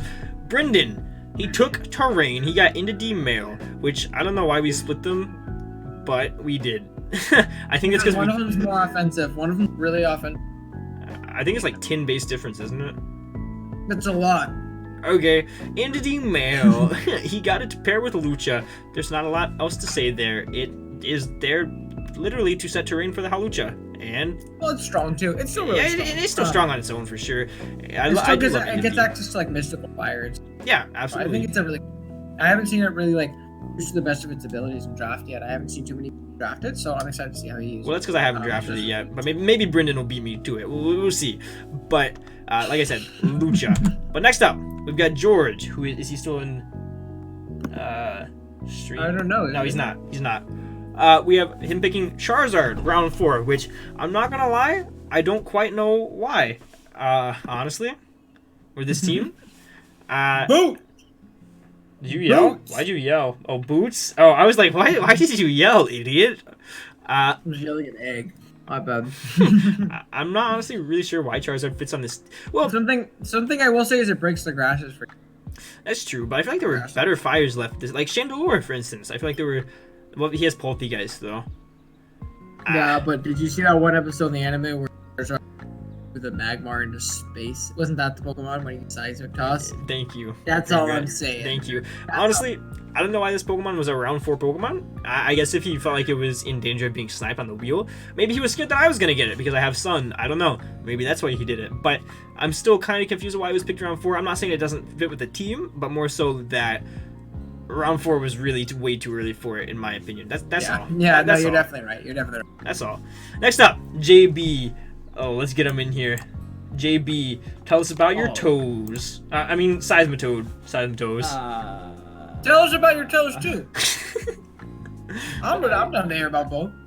I don't know what's happening. So, I mean, it's Why are you cut out? Stop. So I guess that counts. Oh, there it goes. There it goes. There it goes. Huh? You were cutting out. You were a robot. You turned into Megatron. Listen, dude, that's just CenturyLink for you. Scald immunity, ground type, rocks. I'm just gonna not say anything because internet. Okay, all right. not a ground weak Pokemon. Let's get it going. Yeah, no ground weaknesses. Let's get it going. Thank you. Yeah. I like it. I like Seismitoad. Also gives him another rocker to take off pressure with Terrakion. Yeah, which is super nice. And now he doesn't. Yeah, 2 water immunities too, which is nice for his 2 months. Absolutely. And tell us about why you chose Virizion. And your answer cannot be because I told you to. I chose the wrong time to put Trail Mix in mouth. Well, no, that's okay. I can talk about it because I picked this Pokemon anyway for you. No. Okay, I picked Virizion because I mean Slurpuff is obviously there, but Hydra and Gengar don't appreciate breaking darks, and I want something to reliably break through them. With obviously with the big CC and stuff like that, it gives me a ground resist too, which I don't have up to this point, which I think is really big. I kind of lose to offensive grounds. Like look at my team and look at Scudro. Virizion can somewhat take it on, I guess, unless it clicks Aerial Ace, but don't tell Brendan that. Don't tell him. Don't tell him. But I do like Virizion. I think it's a good setup for online. And SD. It has a really fast set, so like AV Virizion is definitely an option as well. And I just like the option of having great ways to break those dark types so that Hydra Gengar can really thrive. You should have got a Chestnut, bro. I'm gonna be honest. Okay, moving on to D-Ray. We got a mascot pick in here. We have Darmanitan for the Guerrilla Tactics. While it may not be the same snowy snowman Darmanitan that is on the logo, it is still a very good Pokemon, especially with this team. It helps break steals, which up to this point, he didn't really love breaking steals. Melmetal, while it's a stinky overrated Pokemon who breaks a lot, it cannot break steals and bulky waters. Darm doesn't help with the bulky waters, but it does help break the steel types that if it is banded double iron bash, it has a lot of trouble breaking. Haxorus also helps with that. But what do you think of Darmanitan? I love Darm. This one is so strong and people sleep on the snowman version being obviously. This one's still really good as well, though. I got sheer flare blitz off of like what is 140 attack. It's so stupid. Like that. It gives him a great Scarfer as well, so like Scarf Haxorus or something like that. He's able to switch up moves. U-turn from Momentum, and it doesn't have to run Scarf every week. Think of Life Orb is so scary to prep again. It can run like E-Belt, it can run Boots, so that it doesn't have to, take that Rock Strip every time it's coming in and stuff like that. On top of Larva's recoil, I really like Darm for this team. It's a great break. His team has such scary offense right now. It's insane. Yeah, it's gonna be really hard to switch into. Yeah, Jay got Steelix. Moving on. I'll drag him in. Jay, talk about Steelix. Alright. Is that it? So Steelix. Need a steel type early on. Okay. And I thought to myself, hey, Steelix is still around. Thanks, Jay. Is that it? So I went ahead. He's talking slow so we don't drag him back. So I thought to myself, thanks, Jay. Very cool. Talk to you next round, dog. Okay. I'm sick of Jay. Really, the story behind this is Ollie said, I need a good steel type, and I said, word. Well, there aren't very many left, and he asked me when I was, because I helped him draft, obviously, and he asked me when I was out at dinner with my family, so I said, name a steel type, and he said Steelix, and that was the first one he said, and I said yes. So, now we have round 4 Steelix. Steelix is a good Pokemon. That gives him another electric. And Body Press is really good with it this gen, and a reliable rocker. Yeah. Yes. So, next up, we have Shay taking horse. What do you think? What happened to that horse? Oh God, that horse sounded like it was in pain. I am in pain. What do you think about Mudsdale? I love Mudsdale. I think it's cool that he got it with terrain too, giving it that extra leftover, that like double leftover basically. Mm-hmm. Really, really stupid bulky. Getting access to body pressure. This gen with the stamina ability, which is obviously, super, super nice. It gives this team a really good backbone. It gives them a rocker, which is really needed for this team. And I think it's just really solid. I love using Mudsdale personally, so I think, that'll be a good win for him. Yeah, I think it is a great Pokemon and a great pick on this team. Next up, we have the Ball State Ball guys patching up their fairy weakness just a little bit, taking Galarian Weezing, using up all of their points in the first 4 rounds. Galarian Weezing's a really good Pokemon. It sets Misty Terrain, so like Kyurem does not take as much damage from Dragon type moves. Which granted, it also deals less damage with Dragon types moves. But Kyurem doesn't run Dragon type. Well, not usually, yeah. Usually it doesn't need to. But regardless, it also gives him a really good Defogger to also pair with his 2 Rock Weak Pokemons. It gives him a ground immunity with Levitate. It gives him Neutralizing Gas is really good. I think Galarian Weezing is just a phenomenal Pokemon, man. I think it's super, super good. Something I think it really offers this team, which is really spikes. Plus Kyurem really appreciates D-Spike support, especially sub-root sets. Mm-hmm. That's true. That's true, actually. Sub-root sets love not having to run Toxic. So you could be like Ice Beam, Earth Power, or Freeze Dry, Earth Power, or something like that. And obviously poisoning things really does help Kyurem wear things down. So I think that's really good. Yeah, absolutely. Next up, we have myself choosing Torkoal. We got Sun. Now we can run Mother Ball, Venusaur. That's the end of my story. Thank you for coming. That's actually it. There's it's a rapid spinner. It gives us more rocks to take defensive pressure off Necrozma. It gives us Weather Ball Venusaur. That's why it's here. Silver Smasher chose Copperjaw. Copperjaw's a good Pokemon. Tell us about Copperjaw. Caparaj, Agent Caparaj. We do love him. As much as Kurt would hate to say this, I think Caparaj is a really good Pokemon. I think it's great with an AV. It's a reliable rocker. It has a fat HP stat. Well, it has medium stats and defenses. You can really patch it up really well if you EV properly. I don't think it's too big of a deal. 2 really useful abilities in both Sheer Force and Heavy Metal. It can take advantage of the Heavy Metal with like Heavy Slam, Heat Crash, stuff like that. While on the Sheer Force side, it gets stuff like Iron Head and things like that. To really take advantage of those. So I really like Copperajah. I think it's good, and especially with the wish support that Sylveon brings, I think it's going to be a lot easier to keep it healthy and be able to have it check the things that really annoy Silver's team. Absolutely. And what's going on, guys? I'm sorry if we don't respond to your messages instantly because this is, draft. We realize that we're taking 83 hours. Yeah, we're trying to speed up a little bit. We're trying to go meow. We have Togekiss to pair with Jelly's team. Togekiss is a fairy type. Thank you. Yep. That is all. Fairy types were getting pretty slim, and I actually think that's probably the reason why he took it. It also gives him a ground immunity and Defog, which he lacked. It gives him removal. It gives him a fairy type. Yeah. That's she kind of did. Thank you guys. I guess we'll go to his next pick then. That's Onion Fairy again. I'm gonna do that every single time. He took Inteleon. What do you think about Inteleon? Because I think it is the ugliest starter and the worst starter ever. He is a little ugly. It gives him a good speed tier, I would say that. It gets fast. The double offensive water is really interesting because I'm a big fan of double water, but when they're offensive both, a little iffy. It lets him use Keldeo in a little bit of a defensive fashion, which it can be done. Definitely, but we'll kind of see how this really ends up going. I do like the U-turn momentum it gives him. The really fast speed tier. I believe he has this in UBL too, and I think he's been using it pretty well there. So maybe he just knows how good this Pokemon is, and we're all sleeping on it. He's gonna, mollywop us all with it. So I'll sleep on this Pokemon all day with how ugly it is. Silver took Milotic. Grab your waters now before they go away forever. I wanted Milo. Really? Oh, I didn't know that actually. Why didn't you take it before Parisian, you clown? Because I didn't think he was... I don't know. This draft was a long time ago. Alright. But Milo gives him a really fat water, which is obviously good. Helps with Copper Jaw's weaknesses and things like that. I think this mon's just really solid in this gen, especially with the access to Toxic and things like that. Again, gets Haze and Dragon Tail style setup on it, and it's still really solid offensively with competitive Z Rain Dance type sets, right, John?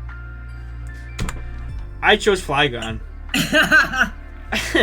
I chose Flygon because I was weak to Edgequake. It gives me a Defogger, it gives me a ground immunity, it gives me a way to break steals, which we really struggled with up to this point besides Torkoal and obviously Weather Ball Venusaur, and I like Flygon. I don't like Obunga.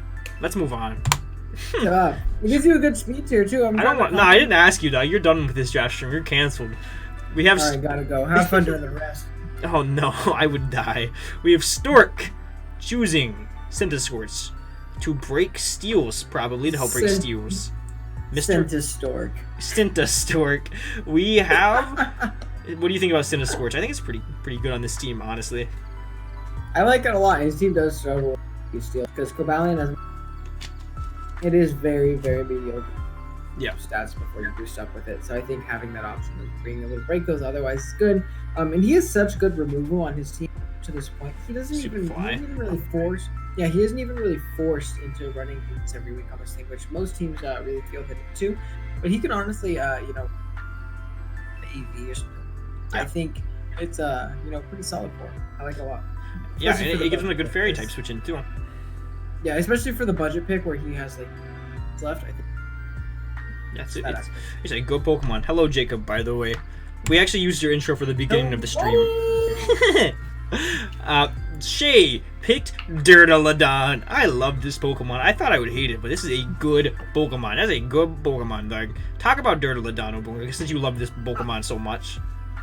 I like it a lot. I have G-Max. John does. Me too. But I think it's really, really solid. And especially the ability to run an item now, I really appreciate that. Running like an AV, running a boosting item makes things a lot more threatening. And I like it with the terrain too, really kind of, making it to where that Earthquake isn't as bad. Granted, it has great Fizz Dash stat. It gets access to SD, so you can even hit from the physical side, access to Body Press, Earthquake, and stuff like that. So cool physical coverage. The special coverage is a little bit too tired, I won't lie. You're going to run Dragon, Steel, Thunderbolt, Dark. That's the only real special coverage you get. But honestly, with its dual stat being as good as it is, not too big of a deal. And I like having a dragon. He does need a fairy resist though. He does need a fairy resist. This is true. So like an offensive fairy limits. That's true. But even then, that gets more down. So true. Hi, Rob. Definitely work. Next up, can we? Okay, let's get this over with. Hi, Jay. Decky Dewey. All right, so. Oh, no. Jason, please hurry. I'm so hungry. I fight Root tonight. Oh, that doesn't tell us about Decidueye, dog. Tell us about Decidueye. What does Decidueye do, Jay? You're ruining immersion. So the cool thing about Decidueye is that it has grass moves and ghost moves. I'm sorry, can you talk a little bit slower, please? You're talking a little too fast. Grass moves, ghost moves. Thank you, Jay. Let's give Jay a round of applause. Special ghost moves, special grass moves. Oh my gosh, Jay. There's a lot of special going on. All right, Jay, go back to Jesse. Decidueye is a really cool Pokemon. It gives Jay a lot of momentum, gives him a ground resistance. That was the main important thing. Defog. And Defog. I was going to say that, though. And Defog. Defog. It's a good Pokemon. Next up, D-Ray took Alolan Raichu. I wonder what Pokemon he's going to take next, since he took this Pokemon. Oh, wait, no, he dropped it post-draft. Never mind. He doesn't take Spike Lee. I lied. He doesn't take Pinkerton. No, this is so sad. This is so sad. But Alolan Raichu is still a really good Pokemon. It's one of the electrics that can actually maintain hitting ground types with the removal of hidden power because it does get Surf. And, obviously Psychic Stab's really good. It gets Nasty Plot. It's just pretty overall a good electric type this gen because its speed tier is still really good too. Yeah, it gives him a really good speed tier. Did you die? Oh, there you are. Helps him break waters too, which is really important. Oh, yeah. Oh, yeah, really big, actually. Really big, yeah. You didn't like that before. Tell us about Zongbrong. All the steel types are gone. You were saying that earlier with, all these last Steelix pick and stuff like that. The steel types were dropping like fries and just giving nice. Did you say dropping like fries? Flies. I'm eating trail mix, John. What do you want? I want you to pronounce flies properly without the R, Doug. Dropping like fries. But Zong gave me a really good bowl. Oh my god, dude, I am so tired already. You're so tired of what, dude? You. Gave me a really good rocker. Just being bulky and annoying. I really do like rocker. This team gives me a good steel type, which I think was pretty important because my fairy resist up to this point was Gengar, so I liked having those to switch in to help with Hydreigon. Okay, I don't even want to talk about this because you bullied me. We have JB next. It looks like JB's no longer in call either, but Braviary is a really good Pokemon. That is all. It's not weak to Earthquake. It's not weak to Earthquake. He got an Earthquake resist, guys. He also got a Defogger. He got Momentum, a good Scarfer. He got a Defiant Pokemon. So if he does plan to get Hazard Stack later on, it will be very nice, which he can totally get because he has 2 reliable Rockers right now, as well as potential, still good Spikers on the board, as well as good Webers. I don't know. Are there any Webers left? Galvantula? I don't know. Is Galvantula this game? Yeah, actually, I don't think Jump. Yeah, Galvantula. Okay, well, whatever. So, it's a good Pokemon. We'll just have to see what he pairs with it. Next up, we have Sir Jorge the Great taking Rotom-Mow. What do you think about Rotom-Mow on this team? Really good Pokemon. I'm waiting for the slide to pop. There we go. I do like Rotom on this team in particular, though. I think it really helps break those bulky waters that not appreciate. It's great switching to those bulky waters, but this team also does not appreciate. Getting that spot is really nice. Pain Split gives him defog outside of Charizard, which is nice. You don't want your only defogger to be Charizard, especially. Wait, why not? Especially with Gyarados, because you don't want to force to run. Wait, no, why not? You could just run Boots though. But not the only you're telling me Charizard. No, but that's a reliable dog. Boots. Yeah, come on, Barry. Okay, going forward. It's a lot like Rotom Wash, where Stool Stabs are just cover each other so well. Like, you want to switch in your your ground type to, absorb that Volt Switch. You're gonna catch a fat Leaf Storm the next turn. So this thing gets great momentum for him, which is nice for his sweepers like Gyarados, Poltegeist, and Phalanx. I think it's really solid pick for this team, actually. Okay, good talk. Next up, Brendan, Dark Devil. He got Appleton, which is a stinky Pokemon in draft, unfortunately. As much as I like the Pokemon's design, I think it's kind of stinky in draft, but I think it also pairs pretty well with Brendan's team. I think it's a good dragon, probably one of the better dragons that he could get. It's a good ground resist, which he only had immunities, not resistances up to this point, and it really helps Excadrill. And actually, it's one of the better Pokemon that can switch in on Excadrill because of the Citrus Berry plus, what's it called, Ripen? Mm-hmm. Right, it also just gets recovered. Well, yeah, but it's good Pokemon in general. Huh? Like just as a pivot. Yeah, that's what I was talking about. Like as a pivot, it's just a really good Pokemon, and I guess he took it off the board probably so other people couldn't get it for his Excadrill. I think that's about it. Anything you want to add? Really good ground. It's just a really good ground resist for his team because this team didn't grounds like Hippo checks them decently, but like if that gets too weakened, which Hippo tends to get over the game, it's going to be taking a lot of hits. I think getting that ground resist is really big. Yeah, like for instance, he lost to Excadrill right now. All right, moving on. We have Seabad taking Roserade. I love Roserade. This is a real Pokemon. His last Pokemon was not a real Pokemon. This adds Hazard Stack to his team, which is phenomenal. This is one of, if not the best Hazard Stacking Pokemon. However, Roserade did lose a lot of versatility this gen because of no hidden power. Technician is not near as good. Unfortunately, it still has things like Sleep Powder though, and obviously Spike Stack and Dual Stab is so good on it. What do you think about Roserade? I like Roserade a lot. It gives him a little bit of decent speed to his team. I mean, right around G, but it's not the biggest deal. Giving him spikes is really big though. I agree, especially with a team like his where it's going to be a lot of out. When the breaker comes in, something comes in, just walls it. You can't stay in. So getting up spikes and T-spikes and stuff like that is really going to help him wear down opposing teams. So I think that's really solid. Natural Cure is cool too because not a lot of mons really appreciate taking that burn on his team. Like he isn't like Scald weak in the sense like he can't take the hits. But Pex doesn't like having his Black Sludge canceled out, or if it's like a Sugar Berry and it's like getting worn down that way. It doesn't appreciate. Well, that's weird because I think he's going to be Specs Toxapex a lot. But you can continue though. okay, but having natural cure to be able to pivot in and out of those is really, and it really deters with the double grounded poison. Nobody's gonna be bringing T-Spikes versus him, which is cool for Umbreon and Incineroar because they hate that. Oh yeah, he's double type grounded. right now. I know. Double poison, He's double covering dark. all fronts. Yes, sir. He's Yeah. making sure, dog. He's making sure. Next up, we have Jesse and Gardevoir. Let's go ahead and drag him in and get an educated response on why he chose Gardevoir. Jesse, Yes. Gardevoir. This mon's amazing. With Thank the you. Great Dual Stab. Oh, okay. I thought that was it. This one's amazing. They continue. Yeah. And I need my bulky psychic type to beat Jay with. Well, this isn't a bulky one. Nice try. Hey, he can Swish Protect. All right. So does Jolteon, Doug. Wish Jolteon's amazing. What do you mean? All right. Goodbye. you have Yeah. struck a nerve. Gardevoir, good fairy type. There weren't, like I said, there aren't very many fairy types left, obviously, and you I gotta like get it your with fairy. webs. I do webs like it a with lot. webs. I agree. I do like it with webs. A Fury Breaker, if you get like specs that has the right matchup, it's really switching. I don't want to talk about this next pick. Can you please talk about this next pick? Okay, what is it? Or Beetle. We do like. I think it's really cool giving him for ammo, giving him momentum, dual screens, and a setup sweeper in its own. Being able to off really annoying Calm Mind, Iron Defense sets, and things like that. That's a bad Pokemon, teams. Okay, I was trying to get through it so you didn't have to do it, but you ruined it. I think Orbeez's really good though. I'm actually a fan of this. We're moving and I on. think it really I don't want that on my screen It anymore.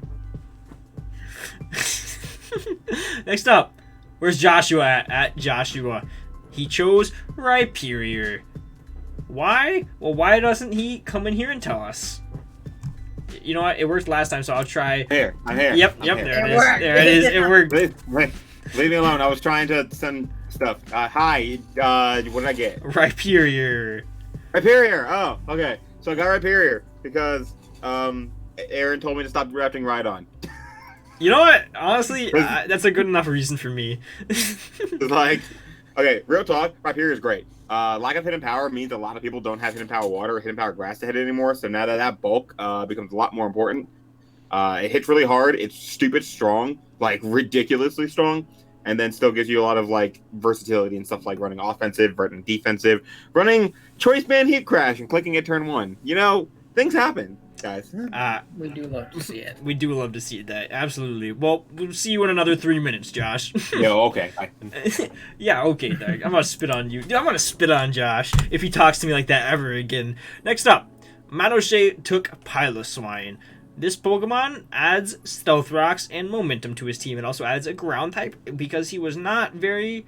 Why does it say Doublade on his screen as well? Oops, I messed up a slide, guys. I'm sorry. He took Doublade next, by the way. What do you think about Piloswine with his team? Now I'm sad. I like Pylo. I like Pylo a lot. It's, if I end up, getting a lower tier ground, I'm taking Piloswine. I think Pylo is great, especially with the wish support that him. It gives him another rocker, so he's not running Rock Skull Fable every week, and he could run setup sets. He can run off of, Magic Guard, Life Orb, and things like that. I think that's really good. Its dual stabs are still really strong, even if it's not the strongest Pokemon offensively. It's still hard to switch into it. Not a lot appreciate taking the dual stab, just like Mamo. And like you said, it's just stupid bulky, and it gives them a good rocker. I think it fits well. I think it works really well. So next up, to nobody's surprise, we see Doublade go. Ha. Sad. Doublade gives him a steel type, which is really nice. Offensive fightings do not appreciate this team at all because Clef plus Doublade is really annoying. It doesn't have the greatest Spadef, which is a little bit scary because I'm looking at offensive fairies maybe a Spec Sylveon versus this team. Though it might want to be defensive for Mo-O. His team doesn't appreciate switching into special fairies very well, but it gives him a steel type nonetheless. SD is an option with Shadow Sneak and Iron Head and Shadow Claw. I think it also gets close combat like Aegis Slash. I don't know about that one actually. I don't think it does. Actually, hold on. Are you gonna look it up so you can say if I'm right or wrong? It got close combat. Yeah. Well, I've never been wrong, so I guess I just misspoke. Sorry. It's really fat on the defensive side, and he has a lot of around. And yeah, I think it's pretty solid. He just has to find a better switch into those offensive fairies, and I think Absolutely. And you can totally do that with these last 4 picks. Which, usually when I pick Dupelet, I like to get a secondary steel as well. But you can't really do that in this draft because there's like 4 steel types. Moving on, we have Josh. Hello again, Josh. Tell us why you got Toxicroak. That's a good Pokemon. It's for his rain team. It's for his rain team, absolutely. Hi, Josh. Hold on. Where's my mic? Where's my mic? There it is. I got... What? Why did I draft this? Why did I draft this? Because it's a good Pokemon, though. It's for your rain team. Yes, sir. I drafted Toxicroak? This is probably Aaron's idea. Probably This for sounds like dry an skin Aaron for idea. Rhyperior and Rotom Heat, I would guess. Yeah, that's real nice, but like, why did I draft this? Thanks for Why telling is him why he drafted his This is a Pokemon! He said, wait. Okay, real talk. Dual stab's really nice, honestly. Toxicroak in this kind of meta has been a lot better. You're actually seeing it drafted a lot more, even in higher tier play. Oh, Really I know. cool. Actually, a lot. That's a good Pokemon. Like, really nice sleeper pick, honestly. Absolutely. Good setup on both sides, good priority. Water immunity is always nice. You know, the good stuff. The good stuff. For the rain team. Put it to the side. Okay. Absolutely. Okay. Polytoad is coming up, guys. Double Frog Core. Dang. But yeah, I love Toxicroak. One of my favorite Pokemon, so that's why I said I love seeing it used in the higher tier stuff. But anyway, Surfetched next for Shnambi. This Pokemon, Underwebs and plus Tailwind, is horrifying. Actually, this Pokemon is one of the hardest Pokemon I've ever seen somebody try to switch into in my life. The way you beat it is by outspeeding it, and you have a really tough time doing that with Webs plus Tailwind. Surfetch, bigger stick. He's a good lad. He's so strong. just so strong. That's it. Thank you. That's it. Mid. Yeah. Got Noivern. Let's see. I gotta like mentally prepare for a second. Bob is here. Bob, Hi, we don't Jesse. talk to the chat, but Bob is here. Hi, Bob. Would you like to tell us about Noivern? So, like, it gives me a speed tier that I really needed because my fastest thing was Obstagoon. True. And it gives me, like, a good, like, defensive pivot. Even though it's not, like, crazy defensive, it can take more hits than you realize. And no HP ice makes it really nice. Yeah, no HP ice. I would know a lot about that, and so would you. Would you like to tell us a little bit more about no HP ice? But John's never had an HP ice. What do you mean? Yeah, I've never had Question HP for ice. Ogle. I have a What? question for Ogle. Yeah, How hungry are you? I'm pretty hungry. I'm gonna eat some dinner. Ah. I've been eating trail mix this entire time, but it's not very. I'm dragging Yeah, you we back, could. Jesse. Get out of here, Jesse. You're not a third stream. Yeah, dude. You know, I put him in the stream waiting room too because I'm mean. Next up, we have Reuniclus on Seabad's team, which, by the way, double Psychic, double Dark, and double Poison. What do you think about Reuniclus? Oh, dude, you're right. I like Reuniclus a lot. It's one of my favorite monsters. Me too. Not only do you have like the demon set of Astro, Recall Mind, Recover, Psychic, or Stored Power, which I got this gen, is really hard to break, and just Calm Mind sets in general.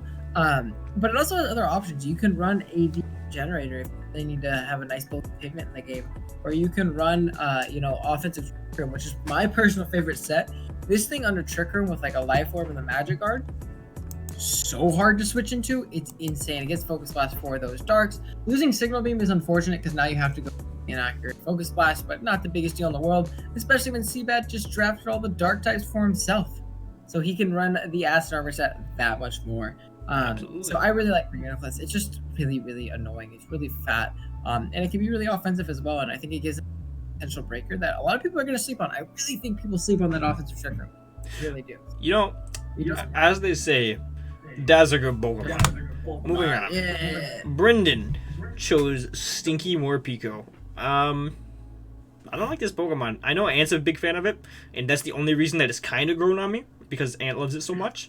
What do you think about Morpeko?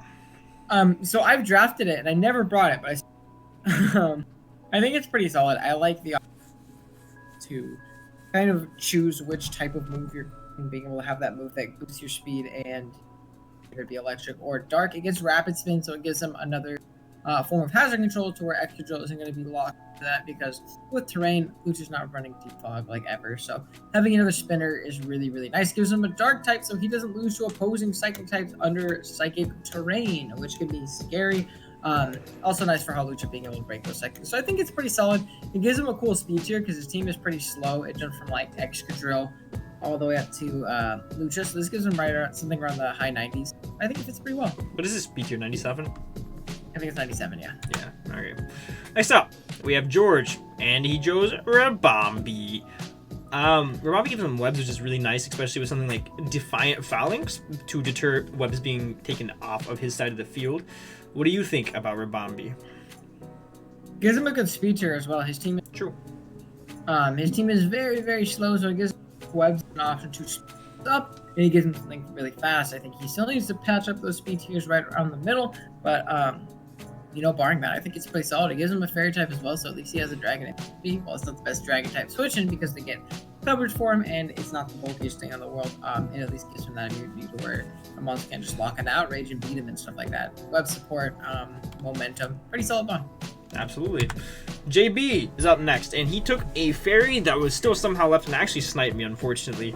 I was going to get this round, which is so sad. We see Aromatisse. Aromatisse is another really good Pokemon. It's a really good fairy, especially this late in the draft. There were not that many, if any, left at this point in the draft. What do you think about Aromatisse as far as this team goes? Gives him Wish Pass for Seismic, which I like. Trick Room, offensive Trick Room is definitely a solid set if you're not going against the best Steel type. And his team breaks Steels so phenomenally well that offensive Aromatisse is much more of a possibility with access to Calm Mind and Nasty Paw and things like that. Pretty solid mod though. I think it gives him good cleric support as well. So if Brachion gets burned to a KO and something, we get that guy back up, and healthy and stuff like that. So pretty solid. Also gives him Trick Room. Woo! Yep. You took Cloyster. Moving on. D-rate. Okay. Go ahead. So Cloyster gave me hazard control. To this point, I only had Hydra, and if you have a Hydra, you don't want to run, defog Hydra every week. So I think having a spinner is nice. It gives spikes as well, which I did not have. Talk to Spikes gives me a good, option to sweep the Shell Smash. And this is my bulky water because I got sniped on all of them. I probably should have taken my loaded before Virizion, but I didn't. And all the waters that I wanted going before that as well. So this is my bulky water. But Cloyster can be obviously that offensive threat as well. I showed priority. I actually haven't used it in draft, so I'm pretty excited to try it out. Yeah. Didn't Vaporeon get dropped post-draft, so you could totally get that if you wanted to? Yeah, but my removal. True. Next up, D-Ray took Dusclops, which was originally Pincurchin, but he dropped it post-draft, if I remember correctly, in this slot. Dusclops gives him a spin blocker, which doesn't really do a whole lot, I guess, because he only has one setter. What do you really think about Dusclops here? I don't know how I feel about it with the team, not gonna lie. It gives him a bulkier fighting type check, which his team really appreciates. Mantine sucks, and it has True. One that gets killed by coverage. So being able to take on those bulking fighting a lot is really, really nice. And if he picks up some more hazards later, it gives him a spin blocker. It's a really good low tier mod. I think it's a good low tier steal. So I can definitely see why he ended up picking it up. And it also gives him Trick Room for Melee. Oh, I forgot he got Trick Room. Yeah, sure. So Okay, that's obviously well, that I makes a lot more sense I think it now. gets Memento. I think it gets Memento too. Get a pivot out. That makes sense now. Next up, we have Jay. I want to try something. I want to see if he notices that we skip over him. Jason took Goodra. This is one of his favorite Pokemon, so he would love to talk about it. But also, anyway, Goodra gives him a good special wall. And moving on. Nice little sponge gives him a dragon type. I'm treading very slowly to see if he just pops in here. No. Okay. I'm ready for him to hit us with the. All right, dude. Don't tell him mid. Tell him. Yeah. Wait, he doesn't have the stream open? That's Wow. insane. Well, don't tell him then. Next up, Shay took Galvantula. Galvantula's pretty cool with his team. It gives him a lot of momentum. It gives him momentum, and it also gives him sticky webs, which something like Dirtledon and Rillaboom really do appreciate. Yeah, so I think this thing gives him a good. Let's help. It's a lot like Jorge, where it gives him a decent speed tier on its own, being able to speed those base 100s, which he didn't have something for up to this point. So I think it's pretty solid. Gives him good momentum, helps him break the bulky waters, which Rillaboom already did, but the rest of his team didn't do super well. So I think that's pretty cool for him. They want Jay, so I'm gonna add Jay. Hi Jay, talk about Goodra. Wait, talk about. Sorry, my cock's in my hand. I skipped over you. Do you see I why was we like, skipped over him now, guys? yeah. Why did I get skipped over? Because of that. Because you enter call saying you have your cock. I don't want to lie. What do you think about Goodra, Jay? Yo, that's a good pick. It would fit on anyone's team. Who ended up picking it? You did. Goodbye. On the draft, you did all by yourself. Goodbye, Jay. So I think Goodra, its Spadef has multitude. I think it pairs really well with What? Steelix. Because Steelix has really good defense and Goodra has really good Spadef. They complement each other very well. And Goodra has really reliable recovery. I dragged him out. I dragged him back. Okay. Did you see him say his Spadef has multitude? I think he just wanted to say a big word. I'm totally putting. He just wanted to. He learned a new word and he wanted to say it. It didn't matter if it fit or not. He just wanted to say it. Spadef has multitude. I'm so sick of Jason. Oh my god. Star, next up, he took Quagsire. Quagsire gives him a good unaware Pokemon to help him against potential setup threats. Also gives him another way to break steel types, which is very, very nice. And a bulky water and a ground type, which really does help his team. The ground is big because he didn't appreciate watching him. Yeah, and he didn't have to take a stinky ground type like Kaleido. So, good stuff, Star. Next up, me. I chose Rotom. Navi gives me another ground immunity, gives me another way to break bulky waters, gives me a defog, and it also has an nasty plot now. Gives me a really good speed tier that fits on the team, and a way to status things with Will-O-Wisp and Thunder Wave. Honestly, I just thought it was a really good fit. I probably took it a little bit too early, but that is okay. I think it fits really, really well, and I thought what I was going to get next wasn't going to get taken. So, Silver, next up, he took Rhydon, and you know what they say about Rhydon? What? I don't get it. Okay. Oh, look at that sprite. He's yelling. That is so cool. He's yelling on these nuts. Haha. Rhydon gives him a good ground type and a really good budget ground type at that. I think it was 100 or 80 points. I'm not entirely sure which one, but it gives him a really good budget ground type. Gives him a really good rocker, which he kind of lacked. He had Copper Jaw, but he didn't want to bring rocks and Copper Jaw every single week, and gives him just a good bulky pivot in general. I like it a lot, actually. Yeah, good wish pass too. It's another one that really appreciates. Good wish pass. Good wish pass for sure. Nice bulky ones that don't have recovery, so it helps with that. Jelly took Ditto. I've never used Ditto, so I don't have a lot of intel on this pick. What do you think? Well, Ditto does literally one thing, so you don't have to have too much intel. Nothing. Did you say nothing? Oh, shut up. It clicks nothing. It doesn't click a button. It just turns into the other board. And that is not Ditto. Okay. But it gets a good check to other setup threats and things. Yeah, like that's that. true. It prevents him, Nice. deters setup, I guess. Yeah. Next up, he chose Golurk, which gives him a really good ground type and a good ghost type, good spin blocker, and also gives him a good rocker. I think Golurk fits very, very nicely on this team, and I think Golurk is a very slept-on Pokemon. I really do like this pick. Yes, me too. Because his only rocker was Celebi. And that's not a good rocker. That is a very bad rocker. It's very stinky, but that's okay. He has Golurk now. Golurk's good. Silver took Rotom Fan, so I am glad that I took regular Rotom, because I feel like regular Rotom fit a little bit better on his team. So I feel like he would have taken that. Rotom Fan with Boost is a very, very good Pokemon. Its dual stabs is very hard to switch into. It has the very useful ability in Levitate, which helps, Rotom Fan out a lot. Other than that, Heck your Excadrill. I don't care if you have Mold Breaker. I'm double immune. woo! Let's get it going. I like Rotom. I like Rotom too. Gives him a nasty plot. And it has good dual stabs. Yeah. I said that word for word actually. Good dual stabs. And it's really good with nasty plot. And I think he would have taken regular. Okay, so next up, I chose Primarina. Now, like I said, hello English. Are there words in there? Initially, John started D-Ray. chewing on his shirt. Initially, D-Ray took Primarina. So initially here, I had to take Alcremie. And if you guys don't know, Alcremie is not a real Pokemon. That is a very bad Pokemon, and it stinks. So I was very happy to be able to switch it to Primarina. This is a good Pokemon. It is also a returning NCP Season 2 champion from my original roster. So I'm glad to have this Pokemon. It gives me a good water type that doesn't necessarily get deterred by Sun because of the fact that it still has really strong Fairy Stab, and It's a good Pokemon. What do you think, Obunga? Yeah, it is a good Pokemon. I enjoy it. All right, good intel. Gives you a good fighting type switching. That's true. Stork. Next up, chose. Can you say this one? Please. Runarigus. Thank you. I can't say it. Pokemon Phonics. Woo! Gives him a ground type that's not Quagsire, which is gives him a rocker, gives him Trick Room, which could be cool. Status Scorch, actually, now that I think of it. That's pretty cool.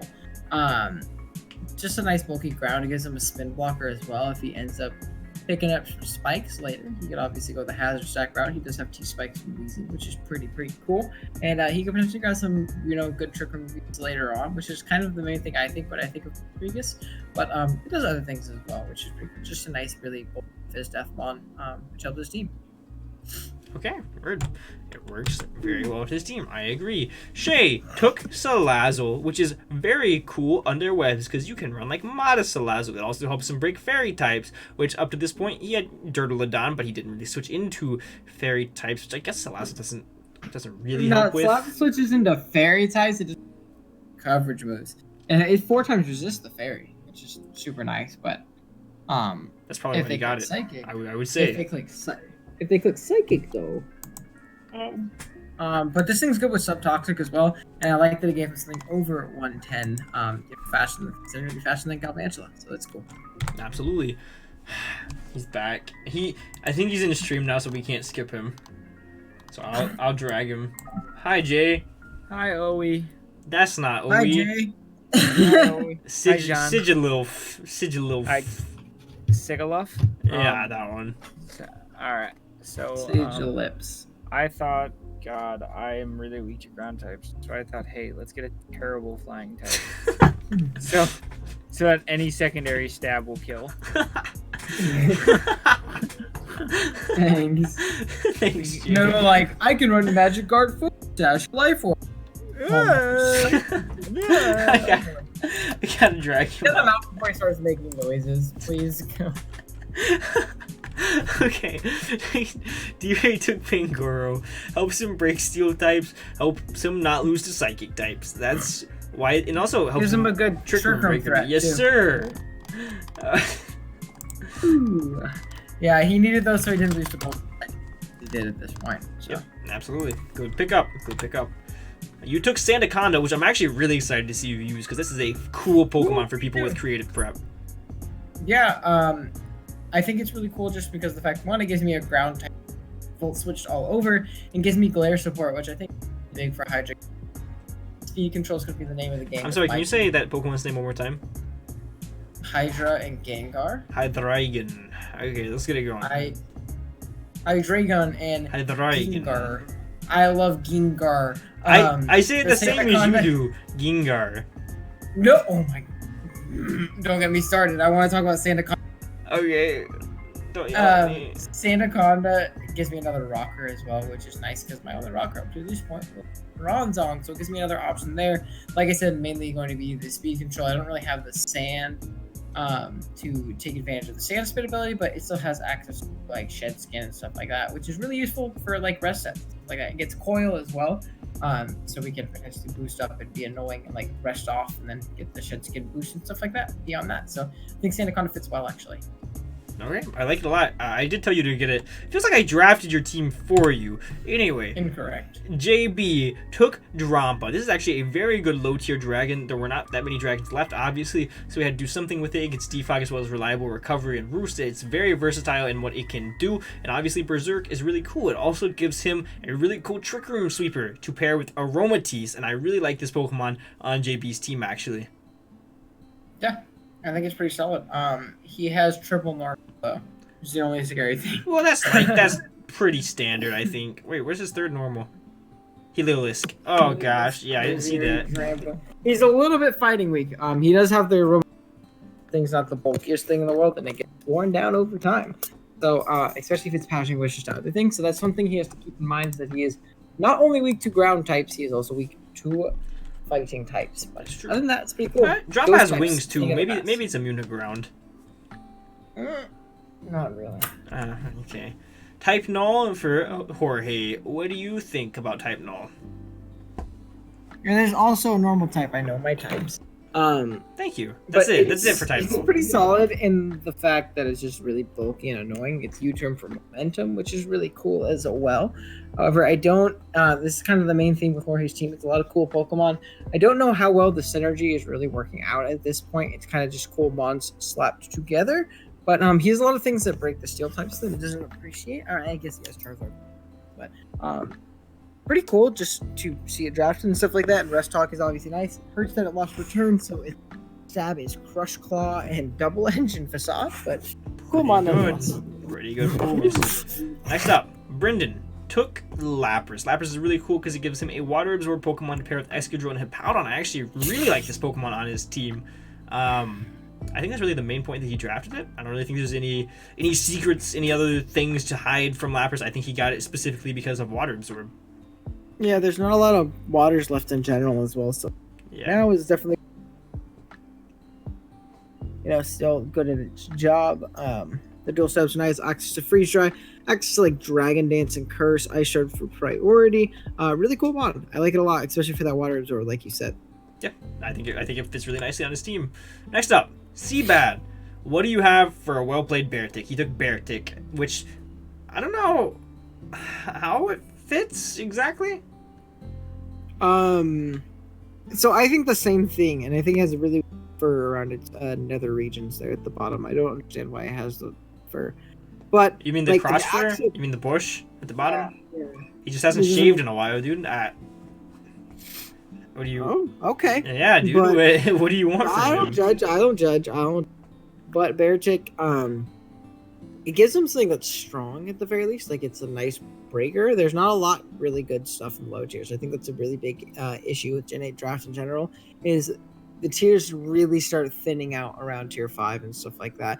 And this gives him something strong at the very least, something to break through teams, because his team did not have breaking power otherwise besides like offensive Reuniclus and like offensive Incineroar. Other than that, offensive Rosary too. Yeah, it's just steel types now. Yeah, which this but, doesn't really help. He doesn't. And it's good offensively, but it's not a breaker. Like you don't look and you're like, oh, where's the Conkeldurr of this team? Where's the Darmanitan of this team? Something where people are like, dang, my team gets 2 KO'd by this. Besides this one Pokemon, Yeah. So yeah, I think it at least gives him something sort of like that, with a really budget pick, and he could always do cool manual weather stuff. Sure, that is true. Next up, Jesse took Stinky Claydol. Jesse. Hello. Claydol. Claydol's the best mon ever with Rapid Spin, Nasty Plot, gonna sweep every team in the league. Okay, don't forget it gets Nasty Plot, Rock Polish too. Double Dance. Oh, no, but I just need to get rid of the hazards. Yeah, you heard him. Goodbye, You heard Jesse. him. No more hazards. No more hazards. End of sentence. Claydol gives him the ground type. That was really the purpose. And Levitate, which is really nice for Tox. Next up, Zombie sniped Volibee from Josh. That's the end of that. He just wanted a third bird on his team. I guess Corviknight and Surfetch'd already there. Surfetch'd isn't a bird. He's a Surfetch'd is a bird, dude. No, I didn't mean flying just type. Just because he learns. I meant because he looks like a bird, dog. But that's not a bird. It is a bird. No, I just meant bird in general, like by design. I didn't mean bird spam, dummy. No. No, you shut up. He got it because it was a dark type. That was it. Next up, Josh took backup for a Volibee, which is knocked out, I guess. Josh can no longer join the stream, by the way. He took it for Defog, probably, I guess. It's a good low tier threat. With boots like Nasty Plot and Lens strong as well with its dual stab coverage. Yep. I think it's pretty cool though. It's a good low tier mon. It is a good low tier mon. I do like that. That is the Phil backup that got sniped from me. Next up, we have Roselia to help Matt and his fairy type weakness. How do you like Roselia on his team? It gives him a really good fairy type switch actually. Now offensive, very good. Like that. It gives him a grounded poison as well to absorb those toxic spikes, which could be very annoying for stuff like Komodo, Unaware Clefable, etc., which is obviously super cool for him. Gives him spikes as well, so he is really, going for the hazard stack route, which is really, really cool. I just really like it to give him a pivot into things, which he did not appreciate before. Absolutely. And you'll notice too that he has a bulging amount of points left for this late in the draft, 340, which is pretty nuts. Oh yeah, he could still get something like really big. Still get like a 200. Absolutely. But instead of that, he actually got Xatu next.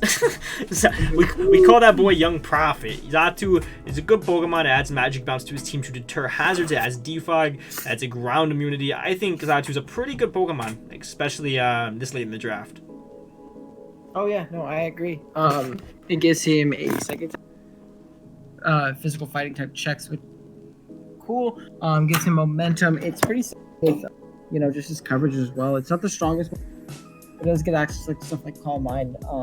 U-turn obviously for momentum, and just that Magic Bounce gives him screens as well. Pretty cool one. Pretty cool Pokemon, I agree. Alolan Persian for Josh. This Pokemon sucks and it's stinky, and knocked out plus Alolan Persian now equals Vullaby, I guess is the logic behind that one. I'm gonna say. Give him parting shot. Yeah. Knock off. I think it gives him a good speed tier too. I think it's a good Pokemon. Okay, well that's where we're gonna stop you there.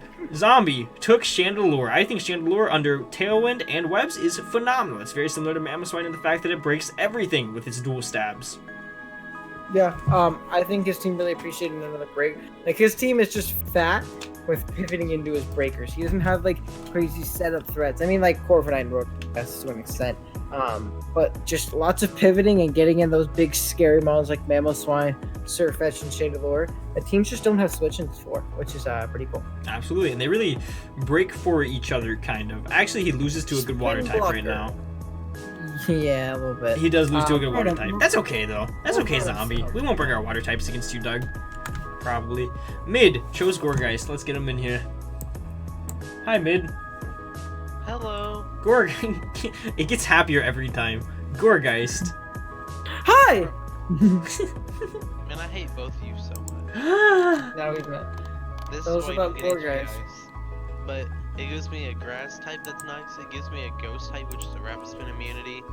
So like if I set up webs, it's gonna be hard for my opponents to like justify getting rid of it between Defiant Obstagoon and Ghost normal immunity Gourgeist.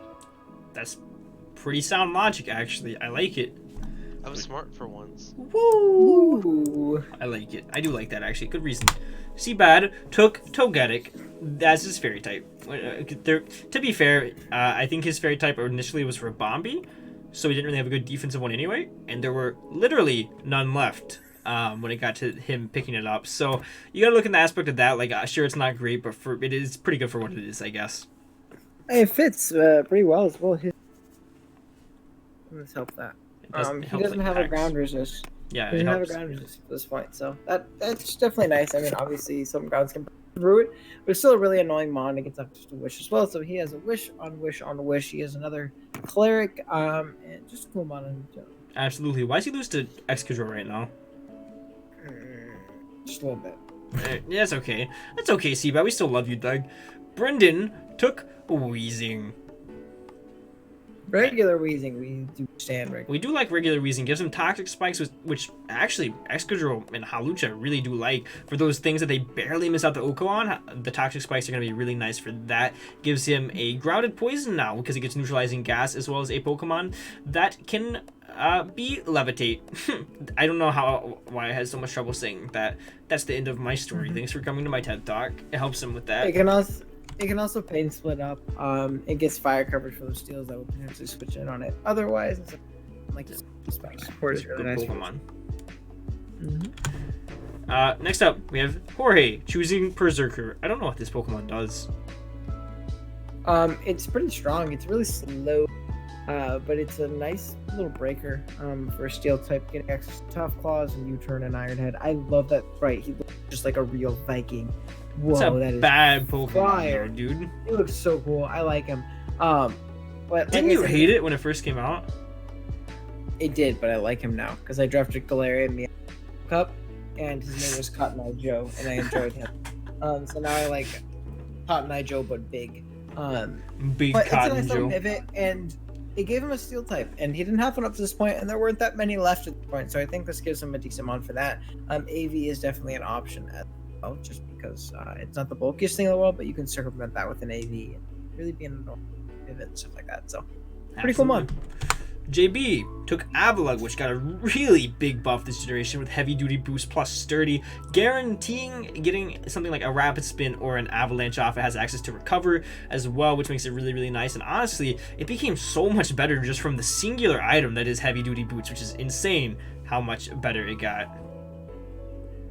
Oh yeah, no, it's really good. And it gives him a ground type switch that is not a ground resist, I guess, but it gives him a nice bulky physical wall and stuff like that, which is really nice for this team. And it gives him hazard control, which is nice to have hazard control other than Breviary. And Drampa. Oh yeah, Drampa too, my bad. But Drampa's not coming every game, and there's not defog every week. Did you take round 8 reboot? Yep. Why? Goatmon, let's talk about it. Get to my slide. I'm on your slide, big fella. Bro, this mod is so strong with Libero for such a... I really like it. And at this point, my last 2 picks, I remember I picked it really early. Just because my last 2 picks, I really wasn't worried about them getting sniped. And then you got sniped 17 times.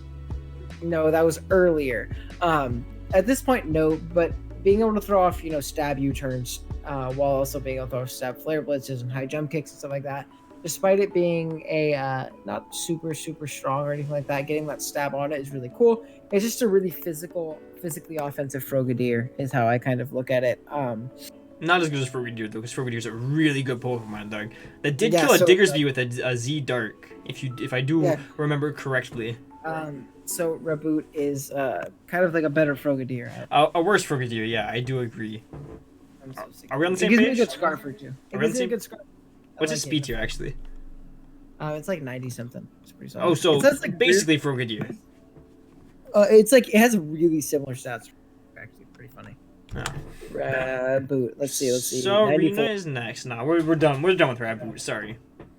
Damn. Serena is next. It gives D-Ray a ground resist, which is very nice. It also gives him removal, which actually he didn't have up to this point because Mantine doesn't count. No. So he didn't have removal up to this point. So finally gives him a remover, which is very nice. Also gives him a Pokemon that doesn't care about priority. And honestly, it gives him momentum to get into Melmetal and Haxor. It's a pretty good Pokemon all around. I like it as a ground resist and then removal. Yeah. Because like I said, he was lacking a remover up to this point because Mantine doesn't count. So I really do like this Pokemon. Absolutely. Actually, up to this point in the actual draft, he was lacking a remover, wasn't he? Because he had Pincurchin and Primarina. Yeah. So it really did help him out there. All right, we're gonna get Jay back in here. Hi, Jay. Yeah, dude, I just tuned on the stream and you said Mantine doesn't count as a Pokemon. That's fucking insane. Oh, God. Okay, Jay. I love how PG this stream. What do you think about Colossal, Jason the French? Alright, that's a steal of the draft. How many... Weren't you talking about how bad it was earlier today? I've never talked about that before in my life. You were literally saying how bad of a Pokemon. You texted me and you said Colossal is such a stinky Pokemon. Alright, dude, just because I say something doesn't mean I mean it. Okay. What do you think about Colossal then? No, it has spikes, it has rocks, it spins. Thanks, Jay. Thanks, Jay. Talk to you in a little bit, though. Wait. Is that a new shoot? What? Okay, I got it.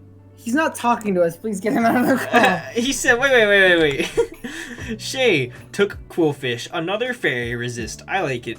That's the end of my sentence. Does it give him a grounded poison? Did he have one? Salazzle. Oh. Did he have a water type before? No. Well, it gives him a water type. He gives him a water type. Woo! That's a good low tier water type. I like it, especially because Earthquake is lowered in terrain, so I like it a lot, actually. Next up, we have a really good pick, I think, from Stork. He took Boltund. You know what, Obunga, I'll let you talk about this one, though. I feel like you have a lot to say about this one. I'm petting Egg as we're... Great timing. I do like Boltund. It gives him a nice speed tier. His team is relatively slow. His fastest mon being Ogalbina, so getting him something faster than those 110s is really cool, obviously. Being able to volt switch around, throw off big, strong, Thunder Fangs, punches, Psychic Fangs with a strong jaw boost. Competitive for the special side, though it doesn't have the greatest special coverage. It's a pretty solid lower tier mon, especially for some speed and a good electric type that can still somewhat dent ground types on the switch in with like its coverage moves with strong jaw and stuff. So yeah, I think it's pretty solid. You know what? Actually, I think this would have fit pretty well on your team. I wanted egg. Next up, It's all good. I have him in AP. we have Jom. Hello, I'm Jom. I took regular Mawile around 8. Why did I do that? I'm stinky, you might be wondering. Well, first of all, I had Alcremie, so that wasn't a real fairy. And honestly, I probably would have brought regular Mawile more than I did Alcremie. So I feel like I needed the secondary fairy. But also, there are quite literally 0 steel-type Pokemon left. There was this and a Scavalier, and with the other Pokemon that I wanted, I actually didn't have enough points for a Scavalier as much as I would have loved having a 4 times Fire weak Pokemon on a Sun team and having a Pokemon 8 times weak to Fire. I actually did have that on the plan at one point. I feel like Mawile was probably the best that I was going to get as far as a low-tier steel type goes, and I love Mawile. I love Miss Dusa. I think it's a little bit underrated, so maybe I'll be able to bring it to like 2 games this season. Who knows? We'll find out. We'll find out. It gives you another. It gives you a second rocker too. Actually, a 3rd rocker, by the way. Oh, Necro. My bad. Yeah, dude. Next up, we have Drapion.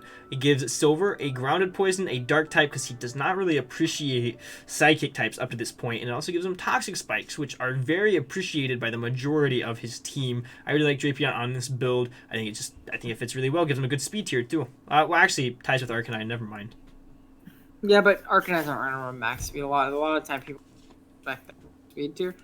But you respect Drapion a little bit more from the offensive side. And yeah, I think the T-Spike support is really nice for his team with like Sylvia on the Wish support plus his really bulky, annoying build. This is a great balanced draft. I really like this team a lot. Yeah, I think it's really good.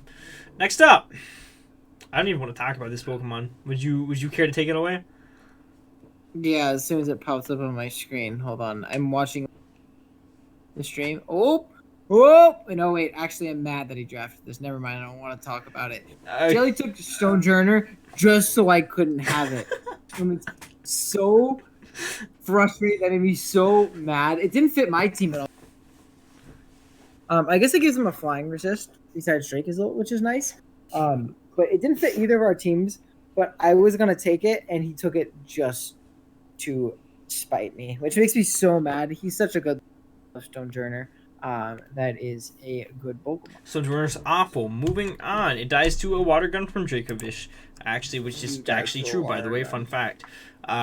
If you run Specs mod as Dracovish, it dies. We have Skuntank. He chose Skuntank. I like Skuntank a lot with this team. It is a good dark type, gives him a grounded poison. It gives him a defogger. It just fills a lot of roles that he was really kind of lacking up to this point, and I really feel like it was probably one of the better Pokemon that he could have drafted this late in the draft for his team. I agree. The music stopped. Which is obviously really good from the sucker punch priorities night. Yep. And it got nasty plot this gen. Got nasty plot. True. Truth. Good Pokemon. Leafeon next for Silver. I think Leafeon's a phenomenal Pokemon to pair with this team. There were not a lot of grass types left. There's not a lot of grass types in general, man, especially in Galar decks. It's really hard to come by a really good ground resist, so Leafeon was probably about the best that he was going to get unless he wanted Maractus, which I guess also would have fit because of Spike Stack, but I like Leafeon. Gives him another Wish Passer to pair with Sylveon. Double Evolution. I think it fits pretty nicely. Yeah, no, it's a good low tier grass. Nice little steel. The grass types suck too in general, so next up. The reason that I couldn't get a Scavalier, I wanted Gastrodon very badly, because at this point I didn't have Primarina in my initial draft, so I was like, well, I still need a water, and I'm a double water man at heart anyway, so it fits perfectly, but I really wanted Gastrodon, and because it fits so perfectly on the Sun team. Yes, it dies to Solar Beam very, very, very badly, but I think I can prep around that pretty easily. I can be like, well, you have Solar Beam, so let's not switch in on you. But it's a water type, again, just like Primarina, that does not rely on its water type stab. It also has ground stab, which is phenomenal for this Pokemon. It has such stuff like Clear Smog, Rock Tomb, things like that, and it got Toxic back, which is phenomenal. It can recover, but the main reason was because, like I said before, we don't like steel types, and Gastrodon actually very much helps us break those. I really like Gastrodon on the team overall. Oh yeah, I think it fits well. It gives you a more defensive ground. You at least not defensive. It gives. I'm sorry. Are we gonna disrespect Flygon? I mean, I meant water. My bad. It's so yeah, yeah, dude, yeah. A second. It lets you run more offensive Marina more often, which is cool. Yeah, absolutely. Next up, we have Star Picking Duosion. I don't know why, to be honest. Because he is a tiny egg, and we do enjoy egg. We do enjoy egg. It gives him a bulky psychic, gives options. It still has the same special attack stat as Reuniquist. So, Really? That's yeah, it's the same exact special attacks that Ryu, it's just bulkier. But this thing obviously can hold the Eviolite and get bulky itself, so it's just mini Ryu plus, which is pretty cool for this team actually. I like it a lot. Okay. Next up, Shay took Galarian Rapidash. This is not a real Pokemon. I'm sorry, Shay. What? This, I like Galarian This Rapidash. Pokemon hits like a wet noodle. It is very bad. It doesn't have the best breaking capabilities, but it does have like high horsepower and low kick for steel types. It gets Sickle Fire on the special side. It definitely can run a special set. And it gives him a good speed tier as well. It seems very slow, so it helps out in that sense. True. That is true. Hi guys, by the way, they have said hello to me. Next up. Hi Jay. Oh wait, sorry, I'm watching High School Musical. So okay. Frostlass. Well, not High School Musical. It's High School Musical, the series. I don't need you to say that ever again, please. No, but what it is, it's a show about the Jay. So, we're not talking about that. We're talking about Frostlass, fictional... big fella. Okay. So, in High School Musical, it's a fictional world where it's like meta, where like they're high schoolers in the school who was shot. So like, it's crazy. Okay, Frostlass. And it's like, okay, Frostlass. Frostlass. Okay. Ice type, ghost type. Base 110 speed. Are you just naming out facts about Frostlass? 70 HP, 70 defense, 70 spud def though. I dragged him back. I'm sick of him. I'm sick of Jay. It gives him spike stack. That's something that's really important for his team, I think. Abzon, so Colossal is not the only Pokemon with spikes, which I think is really, really good for Zeraora. Next Pokemon is going to be Clefairy for D-Ray, which is his only fairy type. What do you think about that? So it's not ideal. Definitely not ideal. But it does give him a nice Wish Passer, which is cool. Gives him cleric support. Not the worst one in the world. I think people really sleep on Clefairy and think it's awful, but it's just baby Clef. It's still really bulky and really annoying, and having to waste a knockoff turn just to get the things Eviolite off is really valuable in getting him some momentum. Gives him another cleric, which is actually I think this is his only cleric, which is really good boost. I think Raichu gets heal ball, doesn't it? It might, but I mean, it's not a mon that necessarily wants to run. Yeah, sure. I think Clefairy is a good low tier mon, and it's the best he's going to get at this point. He waited a long time to get Fairy, so I don't think it's necessarily a bad pick. Another Fairy would have been nice, obviously, but you. True. So, you got Budget Bolton this gen, which is so sad to say because I love Jolteon's design so much. But will you tell us why you took Jolteon instead of Bolton for whatever reason? Because Bolton was already picked. Oh, idiot. Oh, that's weird. You could have got that last round instead of Stupid Rabbit. No. Jolteon is bad, but it gave me a speed tier really fast. I need something above the 110 mark, which is... However, it sucks in the fact that if you have a ground type, Jolteon is validated, because I'm going to click Hyper Voice or Shadow Ball, which is or Baton Pass. Yeah, or Baton Pass, which is cool. It still gets access to dual screens, which is pretty fun. Quick Feet for like mega speed control, I guess. But this one really just, I think it bit it the hardest with the no hidden powers. I really needed the speed tier though, so it kind of fits that for me. It gives me an electric immunity as well. Yeah. True. Good stuff. JB took Bisharp with this pick, which another ground weakness. would you look at that? Bisharp's a really cool Pokemon. I really love Bisharp. It is a really cool Pokemon to deter hazard removal on the enemy side of the field. It gives him priority to Sucker Punch, and its dual stab is just very difficult to switch into. It also gets access to things like low kick to hit the steals that otherwise wouldn't care and would kind of switch into it. I'm trying to see how it really fits on his team though. It gives him a dark type. Doesn't he not have a dark type? That's what it is. That is what it is. It gives him a dark type. Absolutely. And I think that's really important with Terrakion and stuff 1, like that. 2, 3, 4, so yeah, 5. I think it fits in that sense. He's got 5 fighting weaknesses and 1 resistance. Oh, dude, he has triple normal Bisharp. Dang, imagine if like Mega Medicham was still. Dude, imagine if he had to face Terrakion. All right. So Jorge got Sneasel, which is a really good dark type actually. I really do like Sneasel. That is Young Snitch. That is a good Pokemon. Again, probably got it just for the dark typing. He doesn't have one, right? Yeah. I don't think so. Sneasel, they gave him like good a Pokemon. hero for the 110s and stuff. Pokemon. Didn't he? No, he didn't. Kind of sucks, but not the biggest deal. You say it kind of sucks?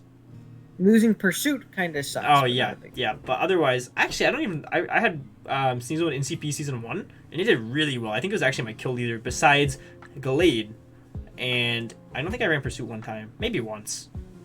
But No, it's not a big deal. It's whatever. just, like, Yeah, it's just kind of annoying. like Yeah, I see quality what you're of saying. life thing. Yeah. But next up, Brendan took Flareon. All of the evolutions are going. What do you think about Flareon? I actually don't know what to think about it. I like it a lot, especially in a defensive with boots and stuff this gen. It's really both really annoying. It's still really strong side too. So if you get the right matchup and you like Guts, Flareon with like a Toxic Orb and throw Facades and Flare, but just this thing is strong, man. And then just the Wish support is really nice for his overall. He has a lot of really bulky stuff that doesn't have recovery. Not a lot. I think Lapras and Weezing really appreciate the Wish support potentially, as well as like a Ripen Appleton or like your Indeedee or something like that, Excadrill. So I like this thing fitting on his team in that sense. He has a lot for bulky waters already, so it's not too pressured in that sense. He can Wish Pass into the things that obviously would take it on otherwise. So yeah, I think it fits actually really well. I like it as a Okay, I actually didn't know Flareon had that much utility. That's a pretty, and it gets Heal Bell too. yeah. So it's Pretty nice. Next up, Seabat took Dracloak, which is that a real Pokemon? Speed. Actually, it's pretty cool. I think DD sets are a nice niche. It gives him something over the base 100, which is really nice for his team. It gives him momentum and U-turn, a fast Willis user with an Eviolite. It's actually pretty bulky. And like I said, in some niche matchups, DD can come and be a pretty big threat, throwing off Outrages and Phantom Force and stuff. It's definitely not going to be one that comes every week, but I think having some for that base 100 speed tier is at least nice for some people to be like, I have to respect this. I can't run Adamant with my base 115 mod is easy. True. Stuff like that. Okay, true. I just didn't know if it was like it had real stats or not, because I've never seen It has good speed, mediocre attack, everything. What's his base So speed? special attack. I think it's like 103, 101. Drag Cloak. 102. Oh, okay, that's not that bad actually. It's pretty good for his team. 80 attack too. Yeah, 80 attack. So. Oh, okay, Oh, so it can hit. It can kind of hit. Next up, we got Jesse and Linoon. This is Jesse. Would you like to tell us about Mid Pokey Faster and your species clause? I hate you so much. In all reality, Jesse's probably gonna have to drop Linoon because of having Obstagoon already. But Yeah, but it's fine because it's not Galarian Linoon. Yeah. See, that's dude, why it's I was gonna kind of like get iffy on fucked. it. It's like whatever, I guess. Like, No, but like this is the thing that creates A drive, so like I have to have it. well, there's no A drive in this league, buddy. But there's a Wait, you're kidding me. Wait, really? What? I'm leaving. What? I'm leaving. You said there's no age drive. Oh, I thought you were actually leaving the stream. I was like, no. Anxiety. I like Lightning though, because Billy Drum Extreme Speed kills everything. There we Alright. go. Oh, We do thanks. love to see it. Thanks, Jesse. Linoon, one of I my, love you. I love you. Lob. Mid Pokey Faster. Shnambi is next. We might actually have to make him drop that because of species. If somebody, I don't know if anybody will get mad about that or not, but I don't think it's like the biggest deal in the world because it's whatever. We can talk about it later. Gigalith for Shnambi. That's not a real Pokemon. What? He still loses to a good water type, dude. He does. He's not appreciating a water type. A lot of pressure on. I do like him. Rocks. He does not have the most rockers. It's only Mammothswine of those. So I think giving him rocks is really nice. It gives him a flying type switch in that's not Rotom. It takes a little bit of pressure off Rotom in that sense. I wish he had a little bit like a Wish Pass for this thing. Solid offensively too. He doesn't necessarily have the users, but it doesn't have to run sand. It can run sturdy with the sand. Giving it the def boost is nice. I like Gigalith a lot. Despite Mr. John hating it for some reason. I love its design, but in battle it's so bad. It's a good Pokemon. Alright, moving on. Kafa Grigus, I can say this one's name. Josh got this Pokemon because it's Yeah. Toxic Spikes, I guess? It gives him Toxic Spikes. It gives him a... His fighting speeches are really ability. lackluster, actually. It gives him Trick Room. More Trick Room. Woo! We love Trick Room! Hatterene. And it gives him Rhyperior as well. I think it's a pretty cool Pokemon. It gives him Mementos. Which is cool. That is true. Just nice. Which is It's just scary nice. for Dracovish, actually. Yeah. Okay. So I think it's a pretty solid Pokemon. Will-O-Wisp, Hex, Shadow Ball, Nasty Bot, stuff like that. Yeah. Don't mind me. Matt. Yeah. Took taken Rapidash. Woo! Gives him a Ooh. good speed tier. I like the speed tier it gives him. His team is so slow. I like Matt's team a lot, but he's so slow up to this. So having something that base nice for him. Yep. Boots really help this thing as defensive viability. It gives him a fire immunity, which he does not appreciate switching into fire types at this point as well, because water type is a Groudon. I think that helps as well. Absolutely, I absolutely agree. Actually, time for the last round, boys. Let's get it going. Matt's what? Home stretch, baby. Absolutely, dude. This should be under 3 hours, which is what we were shooting for. But with this last pick, Matt, you were talking about how his fire resistances weren't that good. He got thick, fat Snorlax. He spent all of his points on this big lard of a Pokemon, which did unfortunately get nerfed because the berries are not as good this gen. They're actually 33% compared to 50%, so you can't really sit there and curse Lax all day. Still a good viable set, but just not as efficient as it was last generation. I think this Pokemon just fits really well on his team. He's not super weak to fighting. His team actually really deters fighting types, so Snorlax kind of honestly fits really, really well. Yeah, the only thing I would say is I wish he had Grim Setters, because this team is really scary under Trick Room. I think Xatu gets Trick Room. Yeah, I'm saying a little bit better. And Clefable, doesn't Clefable get Trick Room? I don't know if Clef gets Trick Room. But overall, I really like Matt's team. Kamal, Clefable, Groudon is really cool to start off as really just kind of the backbone to this build. The rest of us want to support him pretty well. I actually like this team a lot. Yeah. Minus the speed tiers being a little bit on I think Snorlax fits really well too. Oh, Josh! Yeah. Wait, what? I just said yes. No, I think you said, oh! But Josh took Shuckle. He's probably took it because of webs, yeah. That's like the only... Because speed tiers are really lackluster regardless. Yeah, it gives him another rocker too, because there's only a rocker. Well, I mean, he has Ferrothorn. Yeah, Ferrothorn Rapier. Gives That's him not another bad. rocker. Woo, webs. Let's get it going, baby. Most of these picks in these last round, we're just going to like kind of brush over because a lot of them are kind of like really obvious why they were picked. And they're not like crazy changing. Like, for instance, Zombie took War Turtle. Why did he take War Turtle? Well, I don't know. Because he had the points and it's a Rapid Spinner. That's all. That is all for War Turtle. Mid took Escavalier. Now, this one's actually kind of important. Where's Mid? Jesse, last pick, baby. Escavalier. Bro, it gives me a steel type of din I already have, and no HP fire makes it like crazy in my. That's good enough reason for me. Thank you, Jesse. Thank you for coming onto the stream. And Razor Shell is really cool. Razor Shell is really cool. Gives it a way to hit fires, switching in. I do like that. And if you have sub or something, I do like that. Thank you, Jesse. Close combat as well. You're welcome. That's a good Pokemon. I do like that Pokemon. Hitmontop for Seabad. It gives him a fighting type to complete both of his fighting dark psychic cores. You have Hitmontop like sitting in the middle, and then on one side you have Reuniclus and Incineroar, on the other side you have Umbreon and Jirachi. Like Hitmontop, but casting couch. Okay, well, we're moving on. he had no removal other than Togetic too, so that's really nice to give him Rapid Spin for. Intimidate Shuffle because Incineroar plus Hitmontop. Woo! Woo! We have Brendan. Why did I almost forget Brendan? We have Brendan. He took Morgrem. He took Morgrem because it gives him speed control with Thunder Wave as well as an ability to set up screens. It also gives him... Did he have a fairy type up to this point? I don't believe so. No, he didn't. So, Morgrem. Good. Fairy type. That's all.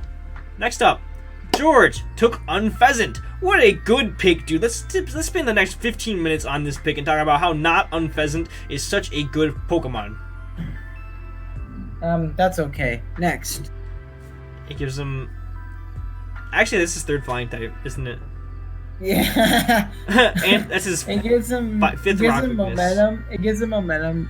It gives him a physical flying type. What's his Zard? I mean, Gyarados. Like, I guess it breaks those. Did you know it gets close combat though? I thought it got close combat as the joke.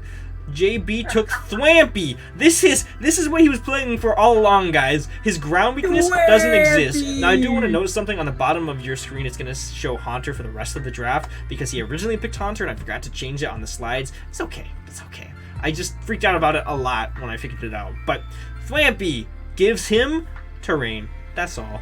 We love Thwampy. I think Thwampy really helps with that because so ground weak and insane. Yeah, that really does help a lot. We do love Thwampy. But he's gonna bring Flamby to like 10 games, dude. I mean, is there a problem? No, sir. Next up, we've got Young Girder. Young Vainster. Damn, you should Young have- Bainster. He gives me another defogger, which is nice. He can sing his Cinder Block or his Ween around either. No! No! Bulk up. I think it's just a really good. I really like that character. I- Drafted like I- a million times in Gen 8. I would like to count real quick. 1, 2, 3, 4, 5 of your picks I told you to get. Let's get it going. Wow, yeah, Jay in the chat. Can I get a Young Vainster in the Next up, D-Ray took a Doug Trio, which is actually really interesting because it adds a really cool element to Melmetal. It traps the steals that Melmetal doesn't really appreciate. Yeah, I like that a lot actually. I think Dougie is a great pick. Gives him a really fast speed here as well, faster than Raichu. Fast speed is 115 stuff, so being able to outspeed those is really nice. It gives him a ground type. However, I don't like Dougie being the only ground type because most electric, even like Jolteon clicking Hyper Voice after Rock, Dougie's not gonna really take that hit well. But it gives him a ground type nonetheless, and I really like the trapping aspect for Melmetal, Haxorus, and Darm and stuff like that. Absolutely. I think it's a good Pokemon. Jay took Coughing. I'm not looking forward to this. Alright, Jay. You took Coughing. Young Fainster in the chat. You took Coughing, Jay. Let's get it going. Okay, Coughing. Okay, so this is the most versatile mon on my draft. So I don't know if you know this, but it is a poison type. But it is so much more than a poison type. It gets neutralizing gas, so it can be a grounded poison. It gets levitate, so it can be a levitating poison. Its defense stat is actually out of this world for something of its size. Its Spatak stat, all I need to do is get a couple nasty plots up, and I don't know It a doesn't single get mon that nasty switches- plot, Jay. that switches into it. If I use something like Psybeam, I really don't know like what can break out of confusion. Something like Will-O-Wisp, T-Spikes, Gyro Ball, just really to fuck something over, do like 100% minimum.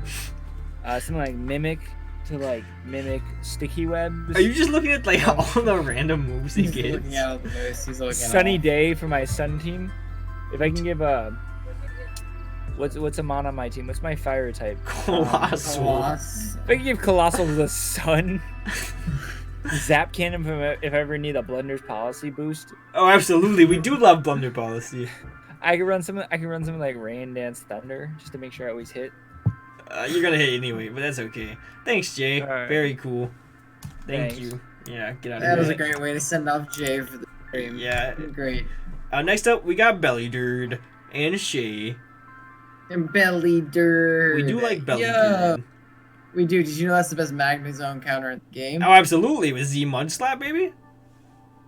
We love that. But Delibird, probably a meme pick. Probably never going to be Brat. But it gives him, I believe it gets spikes, right? Spike. It does get spikes. It gets rapid spin and defog. And defog. But it also has no stat above like 75.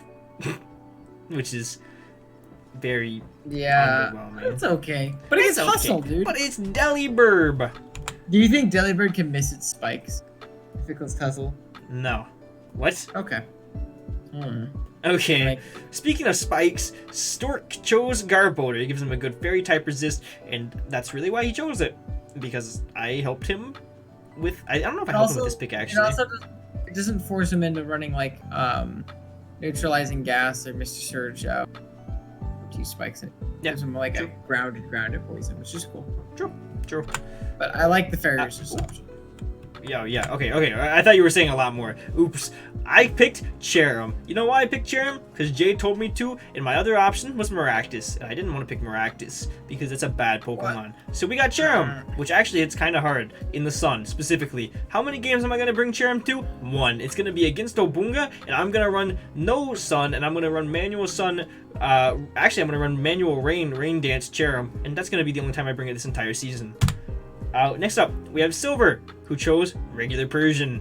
I don't know what this does. I've never seen this Pokemon used in my entire life. It gives him a decent speed tier. It has Technician, like Technician Fake Out, like sucks with hidden power. It's like nasty plot and stuff. It's a cool mon. I think it gets U-turn as.